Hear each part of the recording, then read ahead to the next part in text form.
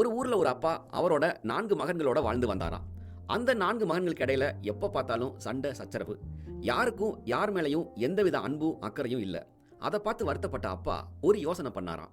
4 கம்புகளை இருக்க கட்டி அதை தன்னோட மூத்த மகன் கையில கொடுத்து உடைக்க சொன்னாராம். இது என்ன ஜுஜுபி மேட்டர், இதோ பாருங்கன்னு போன மூத்த மகனால கம்புகளை உடைக்க முடியல. மற்ற மகன்கள் கிண்டல் பண்ணி சிரிக்க ஆரம்பிச்சுட்டாங்க. அப்பா அடுத்து அவங்களையும் அழைச்சு கம்புகளை உடைக்க சொன்னாராம். யாராலையும் உடைக்க முடியல. கடைசி மகன் முயற்சி பண்ணி தோத்தப்போ யாரும் சிரிக்கல. இப்ப கட்டை பிரிச்சு ஆளுக்கு ஒரு கம்பை கையில கொடுத்து உடைக்க சொன்னாராம். மகன்கள் ரொம்ப எளிமையா உடைச்சிட்டாங்க. அந்த கம்பு உடைஞ்ச அந்த கணம் அவங்க மனசுல இருந்த மிகப்பெரிய ஈகோ உடைஞ்சது. ஒற்றுமைதான் வலிமைன்னு அவங்களுக்கு புரிஞ்சது. அதன் பிறகு அவங்க அவ்வளோ ஒற்றுமையா இருந்து மகிழ்ச்சியான வாழ்க்கைய வாழ்ந்தாங்களாம். ஒரு 4 பேரை ஒண்ணு சேர்க்கவே எவ்வளவு யோசிக்க வேண்டியது இருக்கு பாருங்க. இது மாதிரி இந்தியாவில் ஒரு காலத்துல துண்டு துண்டா மன்னராட்சி நடந்துட்டு இருந்த ராஜ்யங்களை ஒருத்தர் ஒண்ணு சேர்த்தாராம். 2 இல்ல 3 இல்ல, மொத்தம் 565 ராஜ்யங்கள். அதற்காக அவர் கொண்ட எதிர்ப்புகள் எக்கச்சக்கம். அத்தனையும் நின்னு சமாளிச்சு ஒற்றுமையை நிலைநாட்டினதால தான் அவரை இரும்பு மனிதர்னு அழைக்கிறோம். அவர்தான் the iron man of India, Sardar Vallabhbhai Patel. உயர்ந்த உள்ளம் கொண்ட இந்த மனிதருக்கு தான் உலகத்திலேயே உயரமான சிலை, ஸ்டாச்சு ஆஃப் யூனிட்டி, அவர் பிறந்த நாளான அக்டோபர் 31, 2018 வருஷம் திறக்கப்பட்டுச்சு. சொல்ல போனா வல்லபாய் பட்டேல் எந்த தேதியில பிறந்தாருன்னு சொல்ல சரியான சான்று கிடையாது.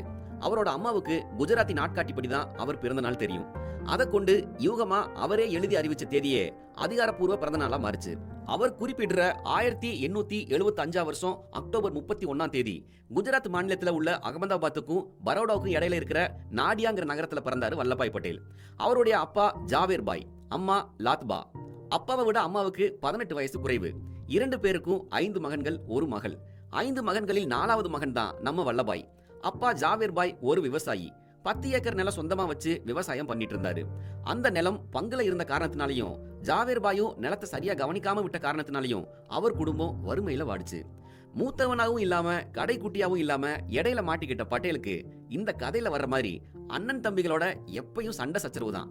அம்மாவின் அரவணைப்பு தொடங்கி அவர் சமைக்கும் இனிப்பு பலகாரங்கள் வர எதுவுமே பட்டேலுக்கு போதுமான அளவு கிடைக்கல. சில சமயங்கள்ல கிடைக்கவே இல்லை. அண்ணன்கள் இவரை வேலை வாங்குறதையே ஒரு வேலையா வச்சிருக்க பட்டேல் அவங்களோட கோவத்துல மல்லு கட்டுவாரு. இப்படி பட்டேலுக்கும் அவரோட சகோதரர்களுக்கும் இடையில உருவாகிற சண்டைகளை தடுக்கவே பட்டேலை வயலுக்கு அழைச்சிட்டு போயிருவாங்க அவரோட பெற்றோர். விதை விதைக்கிறது, நாத்து நடுறது, தண்ணி பாய்ச்சறது, உரம் போடுறது, ஆடு மாடு கோழிகளை பாத்துக்கிறதுன்னு அந்த சின்ன வயசுலயும் பட்டேல் தன் அம்மா அப்பாவுக்கு அதிகம் உதவுவாரு. ஏன்னா அவருக்கு உழைப்புனா ரொம்ப பிடிக்கும். அம்மா அப்பா 2 பேருக்குமே கடவுள் நம்பிக்கை அதிகம். சுவாமி நாராயணனோட அதிதீவிர பக்தர்கள். அப்பா ஜாவேர் பாய் மாதம் 2 நாட்கள் சாப்பிடாம விரதம் இருப்பாரு. இந்த விரதத்தை பட்டேலும் அப்ப மேற்கொள்ள ஆரம்பிச்சார். அந்த 24 மணி நேரமும் பச்சை தண்ணி கூட எடுத்துக்க மாட்டார். நாடியாத்துல பிறந்து சில காலங்கள் அங்கேயே அவரோட தாய்மாமன் வீட்டுல தான் வளர்ந்தார் பட்டேல். பிறகுதான் அங்கிருந்து 20 கிலோமீட்டர் தொலைவுல தன்னோட அம்மா அப்பா வசிக்கிற கரம்சாந்துங்கிற ஊருக்கு வர்றார். அங்க ஒரு ஆரம்ப பாடசாலை இருந்துச்சு. குஜராத்தியும் கணக்கு பாடமும் அங்க சொல்லி தருவாங்க. தாமதமா 8 வயசுல தான் அந்த பள்ளியில சேர்ந்தார் பட்டேல். ஏன்னா அவரோட சகோதரர்கள் எல்லாமே 5 வயசுலயே பள்ளியில சேர்ந்துட்டாங்க. அந்த பள்ளியோட ஹெட்மாஸ்டரை தவிர மற்ற டீச்சர்ஸ் எல்லாருமே பட்டேல் கிட்ட கனிவா நடந்துக்கல. ஒரு முறை கணக்கு பாடத்துல சந்தேகம் வர அதை டீச்சர் கிட்ட கேட்டார் பட்டேல். ஏன் என்கிட்ட கேட்கிற, நீயே படிச்சு தெரிஞ்சுக்கப்போ அப்படின்னு எரிஞ்சு விழுந்தார் அந்த ஆசிரியர். பட்டேலோட முகம் வாடி போயிடுச்சு. ஆனாலும் டீச்சர் சொன்னது சரிதானே, நமக்கு தேவைனா நாம தான் கத்துக்கணும்னு நினைச்சுக்கிட்டாரு பட்டேல். அன்னைக்கு முழுக்க தன்னோட சகோதரர்களோட மல்லு கட்டுறதை விட்டுட்டு கணக்கோட மல்லு கட்டி விடைய கண்டுபிடிச்சார். அவருக்கு ஏற்பட்ட சந்தேகத்தை அவரே தீர்த்துக்கிட்டார். அந்த சம்பவத்துல இருந்துதான் பட்டேலுக்கு எந்த விஷயத்தையும் உன்னிப்பா கவனமா ஆழமா கேட்கிற, படிக்கிற, பாக்குற பழக்கம் உருவாச்சு. பின்னால காந்தியை தன் ஆசிரியரா அவர் ஏத்துக்கிட்டதுக்கு முன்பு வரை எல்லா விஷயங்களையும் அவரே தேடி அலைஞ்சு தெரிஞ்சுக்கிட்டது தான். சரி, நாம ஒரு கணக்கு போட்டு பாப்போமா? 1 மீட்டருங்கிறது 3.28 அடி. ஒரு சராசரி இந்திய ஆணோட உயரம் 1.77 மீட்டர். இந்த ஸ்டாச்சு ஆஃப் யூனிட்டி சிலையோட உயரம் 182 மீட்டர், அதாவது 597 அடி. உலகத்தோட 2வது பெரிய சிலையை விட 177 அடி உயரமானது. கேட்கும் போதே மலப்பா இருக்குல்ல? சின்ன வயசுல இருந்தே தன் உடலையும் மனசையும் தன் கட்டுப்பாட்டுல வச்சிருந்தார் பட்டேல். தன்னலம் இல்லாத ஒரு சேவையில் இறங்க, அதில் எந்த ஏற்றத்தாழ்வையும் வரவு செலவையும் பார்த்து நொடிஞ்சு போகாமல் திடமா நின்னு போராட ஒரு பெரிய ஆற்றல் வேணும். பட்டேல் அப்படிதான் இருந்தார். ஒரு துறவிய போல இல்லாம ஒரு மாவீரனை போல. உடல் அனுபவிக்கிற வழிகளை கூட ஒரு மாவீரன் போர் காயங்களை எதிர்கொள்ற மாதிரி மகிழ்ச்சியாகவே எதிர்கொண்டார். இது எல்லாத்துக்குமான ஆதாரம் அவருடைய சிறு வயசுலயே தொடங்கிருச்சு. அவர் சிறுவனா இருக்கும்போது ஒரு முறை அவருக்கு கொப்பளம் வந்துச்சு. அதுக்கான சிகிச்சைங்கிறது அந்த பகுதியில் இருக்கிற மருத்துவர்கிட்ட சொல்லி சூடான இரும்பு கம்பிய கொப்பளத்துல குத்தி நச்சு நீரை வெளியேற்றுறது தான். பட்டேல மருத்துவர்கிட்ட அழைச்சு போயிட்டாங்க. ஆனா மருத்துவரோ ஒரு சிறுவனோட உடம்புல சூடான இரும்பு கம்பியை வைக்க தயங்குறாரு. நான் வைக்க மாட்டேன்னு மறுத்துறார். உடனே பட்டேல் அவர் கையில இருந்த கம்பியை வாங்கி அவரே தனக்கு சிகிச்சை செஞ்சுக்கிட்டார். பட்டேலுக்கு சுத்தத்தின் மீதும் ஒழுங்கின் மீதும் ஆர்வம் அதிகமா இருந்தது. தான் எங்க இருந்தாலும் அந்த இடம் சுத்தமாகவும் ஒழுங்காகவும் நேர்த்தியாகவும் இருக்கணும்னு எதிர்பார்ப்பார். ஆரம்ப பள்ளியில் படிப்பு முடிஞ்சதும் தொடர்ந்து ஆங்கிலம் படிக்கணும்னு விருப்பப்பட்டார் பட்டேல். ஆனா அந்த கிராமத்துல அப்போ ஆங்கிலம் கத்துக் கொடுக்கிற பள்ளி இல்ல.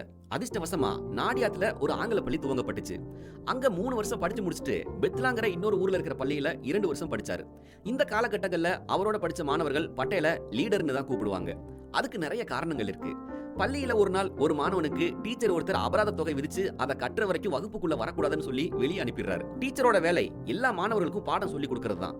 அவனை உள்ள அழைச்சு உட்கார வச்சு பாடம் சொல்லி கொடுங்க, இல்லைன்னா நாங்க எல்லாரும் வெளில போயிரும் சொல்லி மற்ற மாணவர்களை கூப்பிட்டு வகுப்புகளை ஸ்ட்ரைக் பண்ண துவங்க. பிறகு அந்த பிரச்சனை முடிவுக்கு வருது. இன்னொரு டீச்சர் வகுப்புகள்ல நோட் புக் பென்சில் பேனா வைக்கிறத சைட்ல ஒரு தொழிலா செஞ்சுட்டு இருக்காரு. மாணவர்கள் தான் விற்கிற பொருட்களை கண்டிப்பா வாங்கியே ஆகணும்னு கட்டாயப்படுத்துறாரு. இது அநியாயம்னு கொந்தளிக்கிறார் பட்டேல். மறுபடியும் ஸ்ட்ரைக், மறுபடியும் பிரச்சனை முடிவுக்கு வருது. அவர் மாணவனா இருந்தப்போ குடிநீர் பிரச்சனைக்காக பலமுறை தன் சக மாணவர்களோட சேர்ந்து போராடி இருக்காரு. அந்த பள்ளியில பணியாற்றி வர்ற இன்னொரு டீச்சர் முனிசிபல் தேர்தல்ல போட்டி போடுறார். மொத்த மாணவர்களையும் திரட்டி அந்த டீச்சருக்காக களப்பணி செய்யறாரு பட்டேல். டீச்சரை எதிர்த்து போட்டி போடுற நபர், உங்க டீச்சர் ஜெயிச்சுட்டா நான் என் ஒரு பக்கம் மீசையை எடுத்துக்கிறேன்னு சவால் விடுறாரு. எலெக்ஷனும் நடந்து முடிஞ்சிருது, ரிசல்ட்டும் வருது.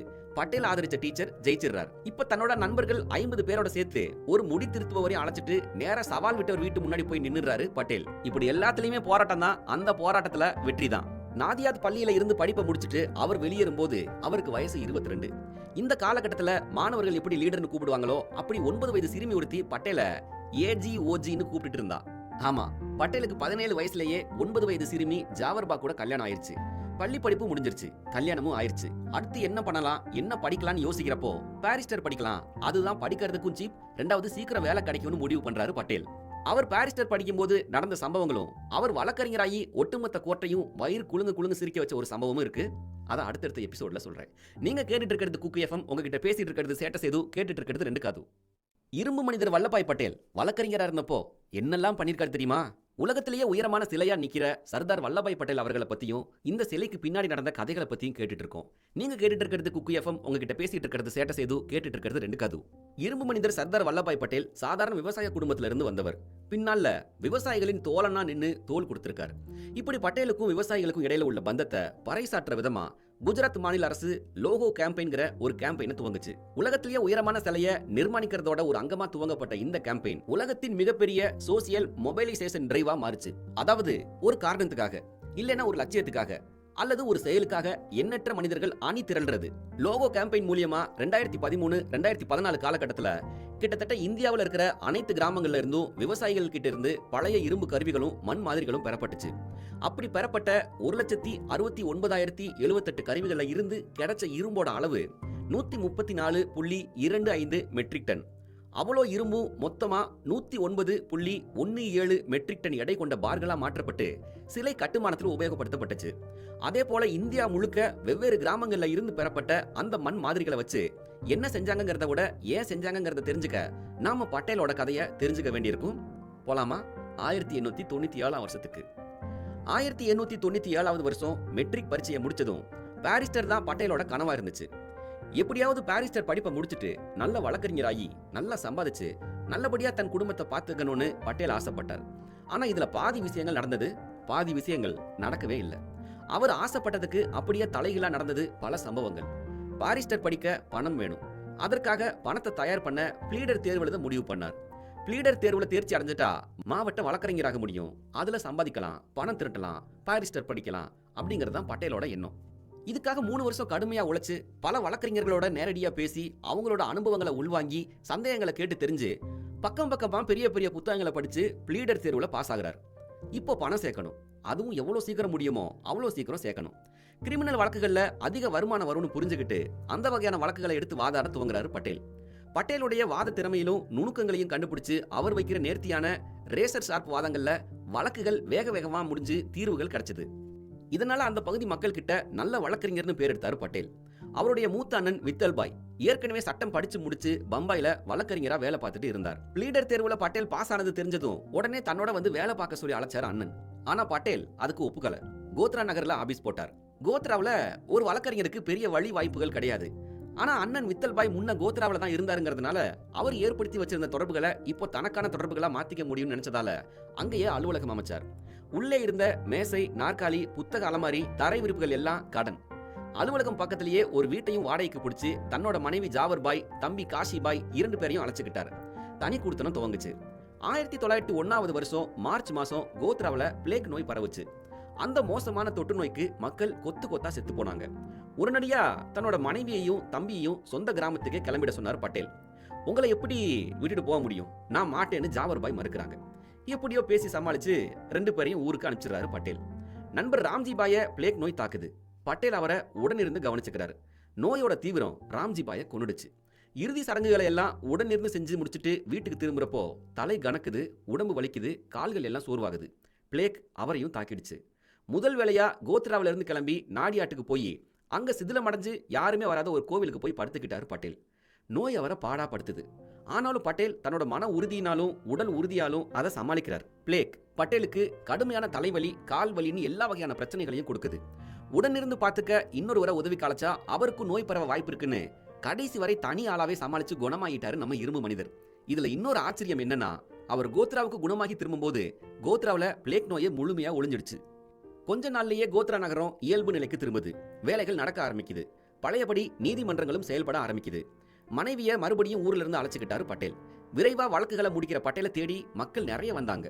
நல்ல வருமானமும் வந்தது. மூத்த சகோதரர் வித்தல் பாய் இப்போ போர்சாத் நகரத்துல வழக்கறிஞரா இருக்கார்.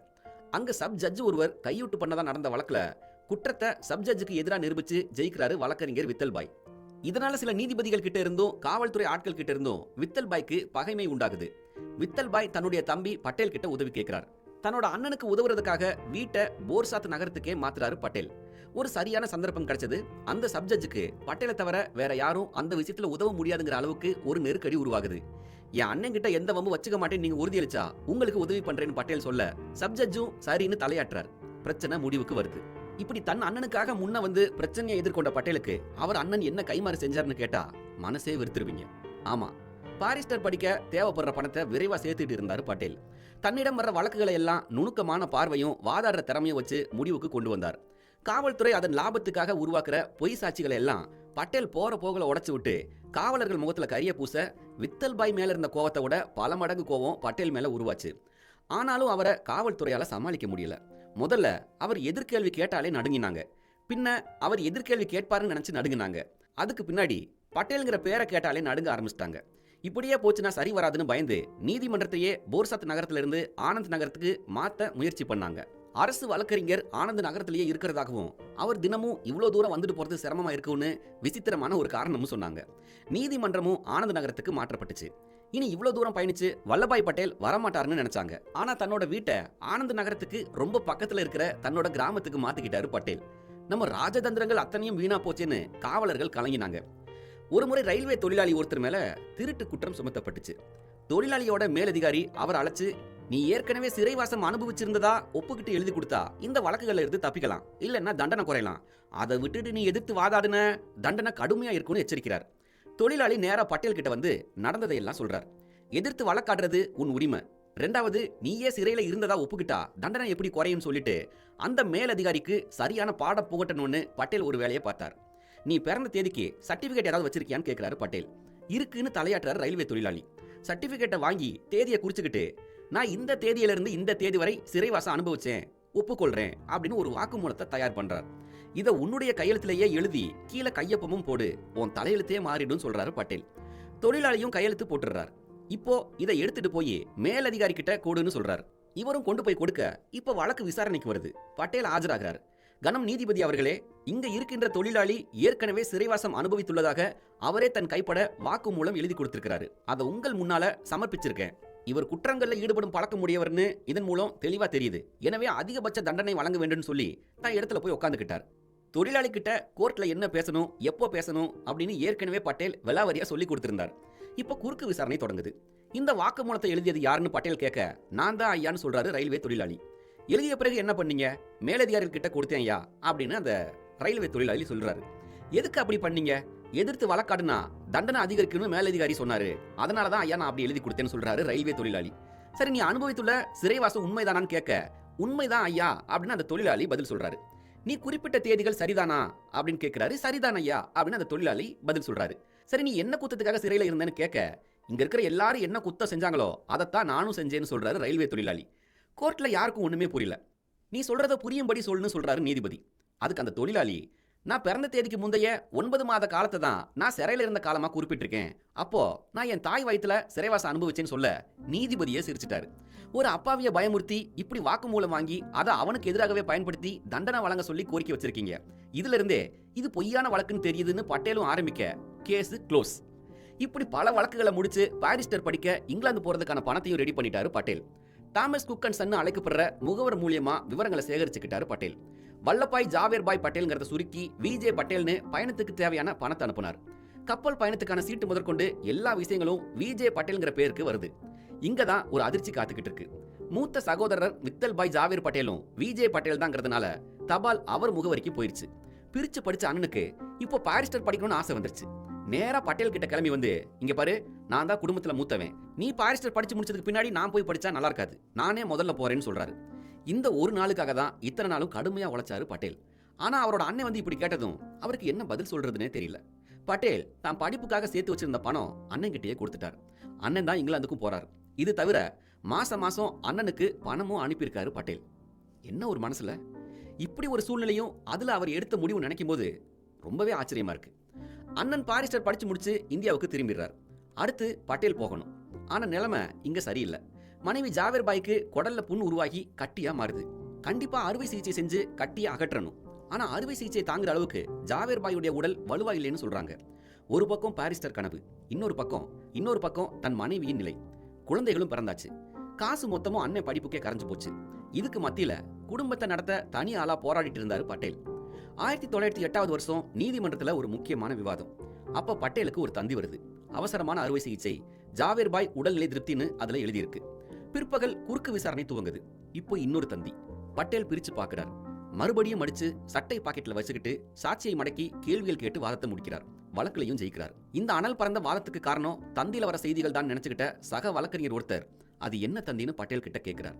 அதுக்கு பட்டேல் சொல்றார், அது என் மனைவி இறந்த செய்தின்னு.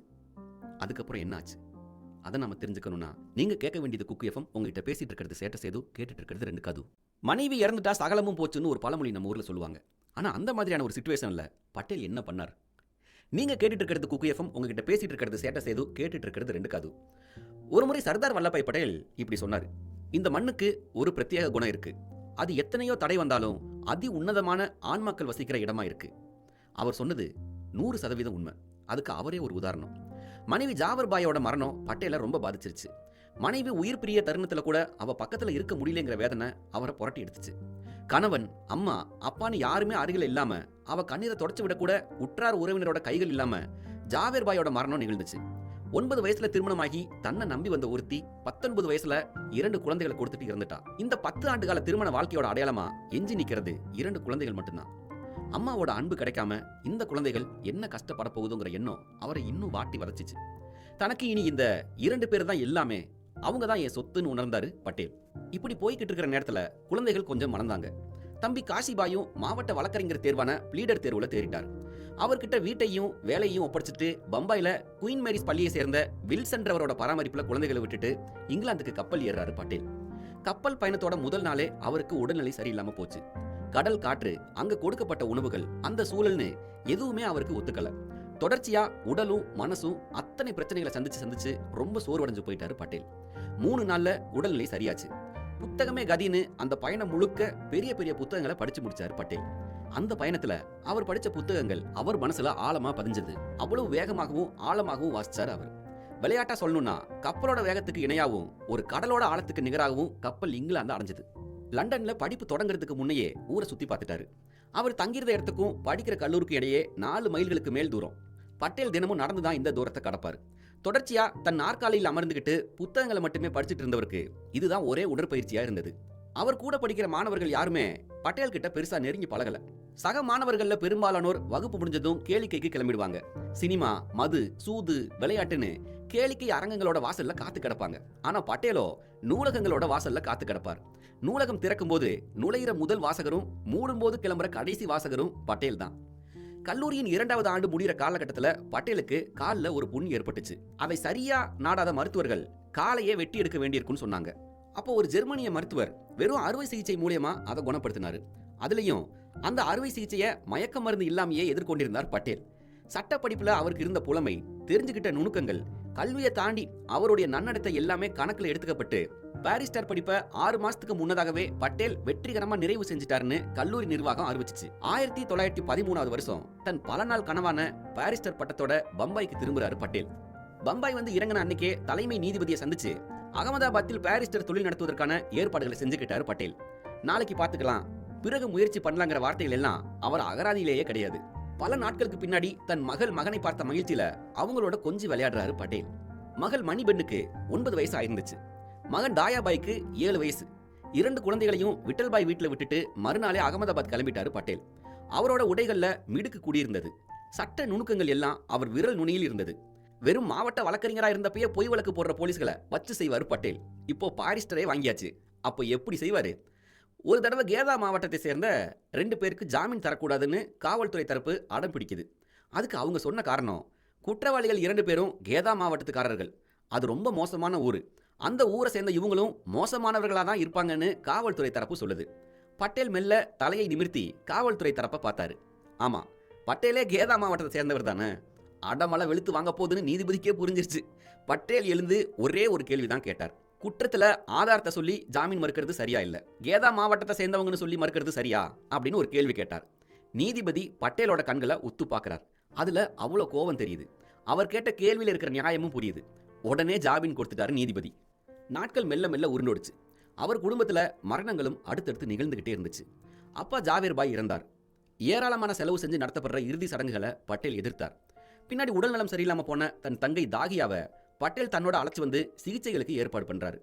பட்டேலோட குழந்தைகள் சில காலம் அத்தையோட அரவணைப்புல வளர்ந்தாங்க. ஆனா துரதிர்ஷ்டவசமா தாகியாவும் சீக்கிரமாவே இறந்து போறாங்க. அண்ணன் வித்தல்பாய் பம்பாய் மாகாண கவுன்சில் உறுப்பினர் தேர்தலில் போட்டியிட்டு ஜெயிச்சிடுறாரு. முக்கிய பொறுப்புகள் அவர் வசம் வந்தது. தம்பி பட்டேல் அழைச்சு, நம்ம 2 பேர்ல நான் தேசத்துக்காக உழைக்க போறேன், நீ பாரிஸ்டர் தொழிலை தொடர்ந்து செஞ்சு எனக்காக செலவுக்கு பணம் கொடு, அது உன் பொறுப்புன்னு சொல்றாரு. பட்டேலும் அதுக்கு சம்மதிச்சு அண்ணனுக்கு மாசம் பணம் கொடுக்கிறாரு. பட்டேலுக்கு அப்போ அரசியல் மேல ஆர்வமே இருந்ததில்லை. 1915 தென்னாப்பிரிக்காவில இருந்து மகாத்மா காந்தி இந்தியாவுக்கு திரும்பி இருந்தாரு. மகாத்மாவோட எந்த அரசியல் செயல்பாடுகளும் எந்த விதத்திலையும் பட்டேலை ஈர்க்கவே இல்லை. பாரிஸ்டர் படிக்க அவன் எவ்வளவு கஷ்டப்படுறான், இவர் அதை படிச்சு முடிச்சுட்டு வேலையை பார்த்து சம்பாதிக்காம நாடு தேசம்னு சுத்திட்டு கிடக்காருன்னு காந்திய நண்பர்கள் கிட்ட குறைப்பட்டுக்கு வரான் பட்டேல்.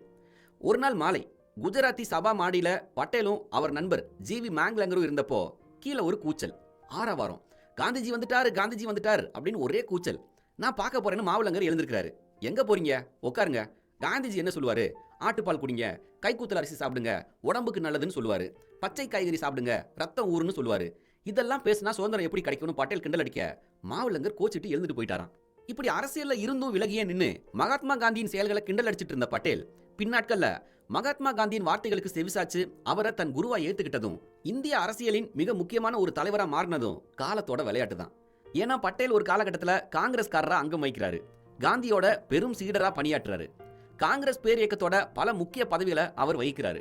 தனக்கு பின்னாடி பட்டேலை தான் காந்தி தனது வாரிசா நியமிப்பாரு அப்படின்னு பலரும் எதிர்பார்த்துட்டு இருந்த நேரத்துல நேருவை தனது அரசியல் வாரிசா காந்தி நியமிச்சப்போ பட்டேல் உட்பட பலரும் அதை வேற வழி இல்லாம ஜீரணிச்சுக்கிட்டாங்க அப்படின்னு நிறைய அரசியல் விமர்சகர்கள் அப்ப எழுதினாங்க. ஆனா நேருவோட பன்முக தன்மையும் அவர் ஏற்கனவே பெற்றிருந்த உலக புகழும் காந்திய இப்படி ஒரு முடிவெடுக்க நிர்பந்திச்சு அப்படிங்கறத பத்திரிகைகள் அப்போ தலையங்கமாகவே எழுதினாங்க. சுதந்திர இந்தியாவோட முதல் அமைச்சரவையில நேருவின் கீழ் துணை பிரதமரா உள்ளாட்சித்துறை அமைச்சராகவும் பட்டேல் பணியாற்றினப்போ நேருக்கும் அவருக்கும் அவ்வளவு சுமூகமான உறவு இருக்கல. காந்தியோட கொலை தொடர்பா நேருவுக்கும் பட்டேலுக்கும் நிறைய முரண்பாடு இருந்துச்சு. பட்டேல் அவர்களோட சிலைக்கு அடிக்கல் நாட்டு விழால பாரத பிரதமர் மோடி அவர்கள் பட்டேலை பத்தி இந்த மாதிரி சொல்றாரு. எப்படி சொல்றாருன்னா, பட்டேல் மதசார்பற்றவர், அவர் கடைபிடித்த மதசார்பின்மை நாட்டை பிரிக்கவில்லை, ஒன்றிணைத்து வலுப்படுத்தியதுன்னு சொல்றாரு பாரத பிரதமர் மோடி அவர்கள். சர்தார் வல்லபாய் பட்டேல மாதிரி, மகாத்மா காந்திய மாதிரி, அண்ணல் அம்பேத்கர் மாதிரி இன்னும் எத்தனையோ தலைவர்களை நமக்கு இந்த மண் கொடுத்துருக்கு. பட்டேல் சொல்ற மாதிரி எத்தனையோ தடைகளை அவங்க எதிர்கொண்டுதான் மகாத்மாக்களா இங்க வாழ்ந்திருக்காங்க. இது நிச்சயமா இந்த மண்ணோட பிரத்யேகமான மகத்துவம் தான். சரி, லோகோ கேம்பெயின்ல சேகரிக்கப்பட்ட இரும்புகள் பார்களா மாற்றப்பட்டு சிலை கட்டுமானத்துக்கு பயன்படுத்தப்பட்டுச்சுன்னு நான் ஏற்கனவே சொல்லியிருந்தேன்ல. அதே மாதிரி மண் மாதிரிகளை என்ன பண்ணாங்கன்னா, 50 அடி நீளம் 15 அடி அகலம் கொண்ட ஒரு சுவரை ஸ்டாச்சு ஆஃப் யூனிட்டி சிலைக்கு பக்கத்திலேயே கட்டி எழுப்பியிருக்காங்க. இந்தியாவின் வெவ்வேறு பிரதேசங்களில் இருந்து எடுத்து வரப்பட்ட மண் மாதிரிகளை கொண்டு கட்டப்பட்ட இந்த சுவரை வால் ஆஃப் யூனிட்டின்னு அழைக்கிறாங்க. ஆனா இதுக்கு முன்னாடி பட்டேலோட அரசியல் பிரவேசம் எப்படி நடந்துச்சு, மகாத்மா காந்தியுடனான அறிமுகம் எப்படி நிகழ்ந்துச்சுன்னு அடுத்தடுத்த எபிசோடுகளை நான் சொல்றேன். அதை கேட்க நீங்க தயாரா இருந்தீங்கன்னா நீங்க கேட்க வேண்டியது குக்கு எஃப்எம். உங்ககிட்ட பேசிட்டு இருக்கிறது சேட்ட சேது, கேட்டுட்டு இருக்கிறது ரெண்டு காது. நமக்கு யாரை பிடிக்காதோ கூடிய சீக்கிரம் அவங்கள நமக்கு பிடிச்சே தீருங்கிறது இயற்கையோட நியதி. நீங்க கேட்டுட்டு இருக்கிறது குக்கு எஃப்எம். உங்ககிட்ட பேசிட்டு இருக்கிறது சேட்ட சேது, கேட்டுட்டு இருக்கிறது ரெண்டு காது. உலகத்திலேயே உயரமான சிலை பத்தி, ஸ்டாச்சு ஆஃப் யூனிட்டிக்கு பின்னாடி இருக்கிற உண்மை கதைகள் பத்தி, அதுக்கு பின்னாடி இருக்கிற சர்தார் வல்லபாய் பட்டேல்ங்கிற மா மனிதரை பத்தி கடந்த எபிசோட்ல நாம பேசிட்டு இருந்தோம். அதோட தொடர்ச்சியா மகாத்மா காந்தியோட அரசியல் நடவடிக்கைகளை கிண்டல் செஞ்சுட்டு தான் உண்டு தான் தொழில் உண்டுன்னு வாழ்க்கையை வாழ்ந்துட்டு இருந்தாரு சர்தார் வல்லபாய் பட்டேல். சிறுவனா இருக்கும்போது அநியாயம் செய்வது ஆசிரியர்களா இருந்தாலும் தட்டி கேட்டிருக்காரு. காவலர்களை சட்டத்தின் முன்ன கேள்வி கேட்டிருக்காரு. ஏன் தன் அப்பா ஜாவேர் பாயிடமே அரசீற்றம் கொண்டிருக்காரு பட்டேல் அவர்கள். ஒரு தடவை என்ன இருக்குன்னா, ஜாவேர் பாய் அதீத ஆன்மீக நாட்டம் கொண்டவர்னு நமக்கு தெரியும். நான் இதுக்கு முந்தின எபிசோட்ல கூட சொல்லியிருக்கேன். முன்ன வயலுக்கு எப்போதாவது போயிட்டு இருந்தவர் பின்னாடி மொத்தமா கலனில இறங்கி வேலை பார்க்கறதையே நிறுத்திட்டாரு. கோயிலே கதின்னு அவர் வாழ்க்கை தொடர ஆரம்பிச்சிச்சு.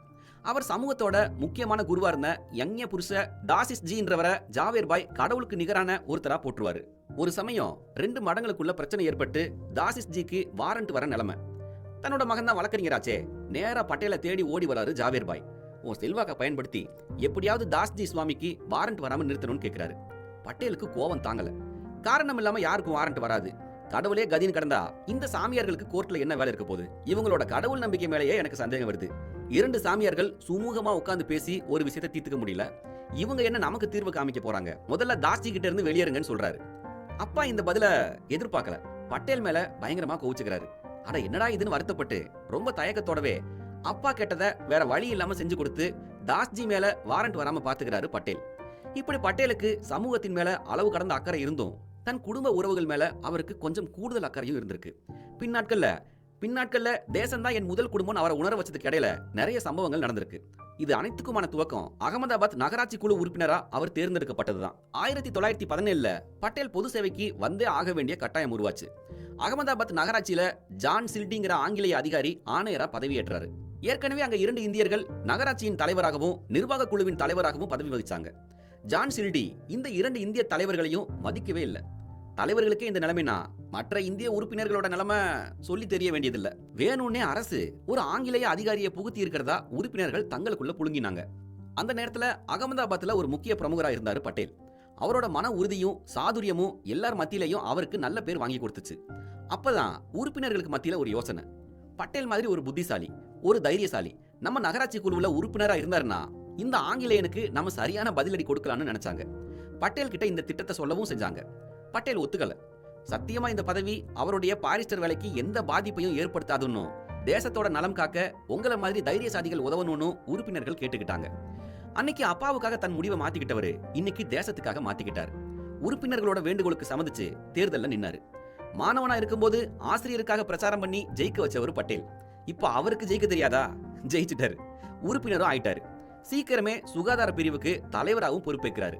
உறுப்பினர்கள் எதிர்பார்த்துட்டு இருந்த அந்த சம்பவம் சீக்கிரமே நடந்துச்சு. கவுன்சிலர் ஒருத்தர் நகராட்சிக்கு உட்பட்ட நிலத்துல தீப்பெட்டி தொழிற்சாலை நடத்தி வந்தாரு. அது தப்புன்னு உறுப்பினர்கள் எதிர்த்த போதும் சில்டி என்னவோ கண்டுக்கவே இல்லை. பிரிட்டிஷின் போர் நிதிக்கு தொழிற்சாலையின் உரிமையாளர் பணம் கொடுத்தாருங்கிறது இன்னொரு காரணம். பட்டேலுக்கு இதை கேள்விப்பட்டதும் ரொம்ப கோபம் வந்துச்சு. புகார் மனு ஒன்ன தயாரிச்சாரு. அதை அரசுக்கு அனுப்ப தீர்மானமும் நிறைவேற்றப்பட்டுச்சு. விஷயம் சீரியஸ் ஆகிறத உணர்ந்த சில்டி அந்த மனுவில் இருந்த சில முக்கியமான பகுதிகளை மாத்திட்டாரு. பட்டேலுக்கு இப்ப இன்னும் கோபம் அதிகமாயிருச்சு. அதப்படி நகராட்சி மன்றத்தோட தீர்மானத்துல ஆணையர் திருத்தம் பண்ணலாம், இப்படி ஒரு ஆணையர் எங்களுக்கு தேவையே இல்லைன்னு இன்னொரு தீர்மானம் எழுதி நேரடியாவே அரசுக்கு அனுப்பிச்சிட்டாரு. சில்டிக்கு செக்மேட் வச்சாச்சு. அரசும் வேற வழி இல்லாம சில்டிய ஆணையர் பதவியில இருந்து தூக்குச்சு. பட்டேலை எல்லாரும் தூக்கி கொண்டாடினாங்க. ஒரு நாள் குஜராத்தி சபாவில் பட்டேல் அவரோட நண்பர்கள் எல்லாரும் கூடி பேசும்போது காந்தியை பத்தின பேச்சு வந்துச்சு. எத்தனையோ முறை இதே குஜராத்தி சபாவில் காந்தியை பத்தி கேலி பண்ணியிருக்காரு பட்டேல். ஆனா இந்த முறை அவர்கள் பேசின செய்தி எல்லாமே பட்டேலுக்கு காந்தி மேல ஒரு விதமான மரியாதையை முதல் முறையா உண்டு பண்ணுச்சு. பீகாருக்கு தொலைவில் இருக்கிற சம்பரான் விவசாயிகளுக்கு ஆங்கிலேய முதலாளிகள் கடுமையான அநீதிகளை அரங்கேற்றாங்க. அதை எதிர்த்து குரல் கொடுக்க அங்கிருந்த விவசாயிகளை சந்திச்சாரு காந்திஜி. உடனே காந்திய இந்த மாவட்டத்திலிருந்து வெளியேற சொல்லி மேஜிஸ்ட்ரேட் உத்தரவு போடுறாரு. அதுக்கு காந்திஜி ஒரு பதில் சொல்றாரு. மேஜிஸ்ட்ரேட்டோட இந்த உத்தரவை நான் மகிழ்ச்சியோட மறுக்கிறேன். காரணம், மேஜிஸ்ட்ரேட்டை விட உயர்ந்ததான மனசாட்சி அதை மறுக்க சொல்லுது. இதை மறுக்கிறதால எனக்கு தண்டனை கிடைக்குதுன்னா, எனக்கு தண்டனை அளிக்கிறதுனால இந்த அரசு மகிழுதுன்னா நான் அதை பரிபூர்ண சம்மதத்தோட ஏற்றுக்கொள்ள தயார் அப்படின்னு சொல்றாரு. கடுமையான வார்த்தைகள் அந்த கடிதத்துல எங்கேயுமே இல்லை. ஆனா அது சொல்ற செய்தி அவ்வளவு கூர்மையா இருக்கு. என்ன மாதிரியான ஆளுமை அவர்னு குஜராத்தி சபாவில் கூடி பேசுறாங்க. அதுல இருந்து சில வாரங்கள்லேயே குஜராத்தி சபாவின் தலைவராக காந்திஜி ஏற்றுக்கொள்ளப்படுறாரு. அந்த சமயம் எட்வின் மாண்டேகு இந்தியாவுக்கு வரவேற்கும் செய்தி கிடைக்குது. உடனே இந்தியாவுக்கு சுதந்திரம் வழங்கணும்னு குஜராத்தி மொழியில மக்கள் சார்பா ஒரு விண்ணப்பம் தயாரிக்கப்பட்டது. அந்த விண்ணப்பத்தில் இருந்த வார்த்தைகள்ல மீண்டும் ஒரு முறை காந்திஜியின் ஆளுமை மீது ஆச்சரியப்பட்ட பட்டேல் தெரு தெருவா அந்த விண்ணப்பங்களை தூக்கி அலைஞ்சு பொதுமக்களோட கையப்பங்களை திரட்டி உதவுனாரு. சாதுவான மகாத்மாவுக்குள்ள அடங்கியிருக்கிற அசாத்தியமான வீரம் அவருக்கு புலப்பட்டுச்சு. 1917 நவம்பர் மாசம் குஜராத்தி சபா ஒரு அரசியல் மாநாட்டை கூட்டுச்சு. அந்த காலகட்டத்தில் இங்கிலாந்து மன்னருக்கு தங்களோட விசுவாசத்தை தெரிவிக்கிற வாசகங்களோட தான் எந்த ஒரு அரசியல் மாநாடும் தொடங்கப்படும். ஆனால் அந்த மாநாட்டில் காந்திஜியோ அந்த வாசகங்கள் எழுதப்பட்ட பேப்பரை கிழிச்சு போட்டார். பட்டேல் அவர் தைரியத்தை கண்டு மிரண்டுட்டார். இங்கிலாந்தில் நடக்கிற கூட்டங்களில் ஒன்றும் இப்படி வாசகங்கள் உச்சரிக்கப்படுறதே இல்லை. நாமளும் இங்கிலாந்து அரசுக்கு எதிரடியான புரட்சியாளர்கள் கிடையாது. அதனால நம்ம விசுவாசம் புரிஞ்சுக்கப்படும்னு சொல்றாரு காந்திஜி. அடுத்தடுத்த காந்தியிடமிருந்து வந்த வார்த்தைகளை கேட்க கேட்க பட்டேல் காந்தியை முழுமையா விரும்ப ஆரம்பிச்சிட்டார். இந்த அகிம்சை வழியிலான போராட்டத்தை பட்டேல் முழுமையா ஏத்துக்கிட்டார். அதே நேரம் குஜராத்தி சபாவினுடைய தலைவரா பதவியேற்ற சமயத்துல இருந்தே காந்தியும் பட்டேலை கவனிக்க தொடங்கியிருந்தார். பட்டேலுடைய மன உறுதி, சுயநலமற்ற சேவை மனப்பான்மை, அதில் இருக்கும் ஒழுங்கு, நாவடக்கம், இது எல்லாமே காந்திக்கு பட்டேல் மேல நல்ல அபிப்பிராயத்தை உண்டு பண்ணுச்சு. காந்தி பட்டேலை அருகில அழைச்சாரு. குஜராத்தி சபையின் முதல் செயற்கைக்குழுவுக்கு செயலாளராக இருக்க முடியுமான்னு கேட்கிறாரு. இதுதான் அந்த இரு பெரும் தலைவர்களும் பேசிக்கொண்ட முதல் வார்த்தைகள். பட்டேல் உடனே சம்மதிச்சார். அன்னைக்கு காந்தியுடன் நெருங்கின பட்டேல் தான் 1948 வருஷம் ஜனவரி 30 காந்திஜி பிரார்த்தனை கூட்டத்துக்கு புறப்படுறதுக்கு முன்னாடி கடைசியா சந்திச்ச தலைவர். 1917 வருஷம் முடிகிற தருவாயில பாத்ரா நகரத்தை பிளேக் நோய் தாக்குச்சு. திருமண திசையெல்லாம் எலிகள் செத்து கிடந்துச்சு. அதிலிருந்து வெளியேற விஷக்கிருமிகள் காத்துல எங்கும் பரவுச்சு. மறுபடியும் மக்கள் கொத்து கொத்தா இறந்து போனாங்க. சுகாதார குழுவின் தலைவரான பட்டேல் பாத்ராவிலேயே தங்கினார். பெரும்பாலான ஆட்கள் ஊரை விட்டே ஓடிட்டாங்க. அரசு நிறுவனங்கள், அலுவலகங்கள், பாடசாலைகள் எல்லாமே மூடப்பட்டுச்சு. பட்டேல் முதல் வேலையா துப்புரவு பணிகளை துரிதப்படுத்தினார். பிளேக் நோயின் தாக்கம் இன்னும் பரவாத பகுதிகளை முதல்ல பாதுகாத்தார்.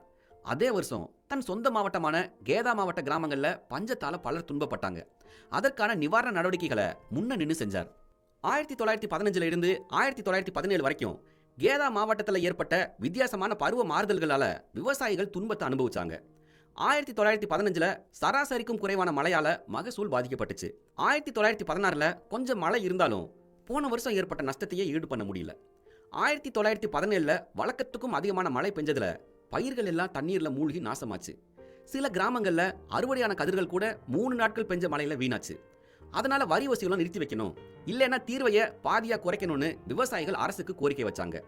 கேதா மாவட்டத்தை சேர்ந்த வித்தல் பாயும் கோகுல்தாஸ் பரேக்கும் புள்ளி விவரங்களை தொகுத்து மாவட்ட ஆட்சித்தலைவருக்கு அனுப்புனாங்க. அவர் 104 கிராமங்கள்ல பாதி தீர்வையை ஒத்தி வச்சு அதிகாரிகளுக்கு தகவல் அனுப்புனாரு. ஆனா கிராம அதிகாரிகளோ அந்த உத்தரவையை மறைச்சு 7 நாட்களுக்குள்ள எல்லாரும் வரி செலுத்தணும்னு கட்டாயமா சொல்லிட்டாங்க. இந்த செய்தி பீகார்ல இருந்த காந்திஜிக்கு போகுது. 1918 வருஷம் சபர்மதி ஆசிரமம் தொடங்கிய நாள். அன்னைக்கு நடந்த கூட்டத்துல கேதா மாவட்டத்து விவசாயிகளோட போராட்டத்துக்கு தலைமை தாங்க நான் தயாரா இருக்கேன். அதுக்கு குஜராத்தி சபாவில் இருந்து முழு நேரமும் தனது சேவையை அர்ப்பணிக்கக்கூடிய ஒருத்தர் எனக்கு வேணும்னு சொல்றாரு காந்திஜி.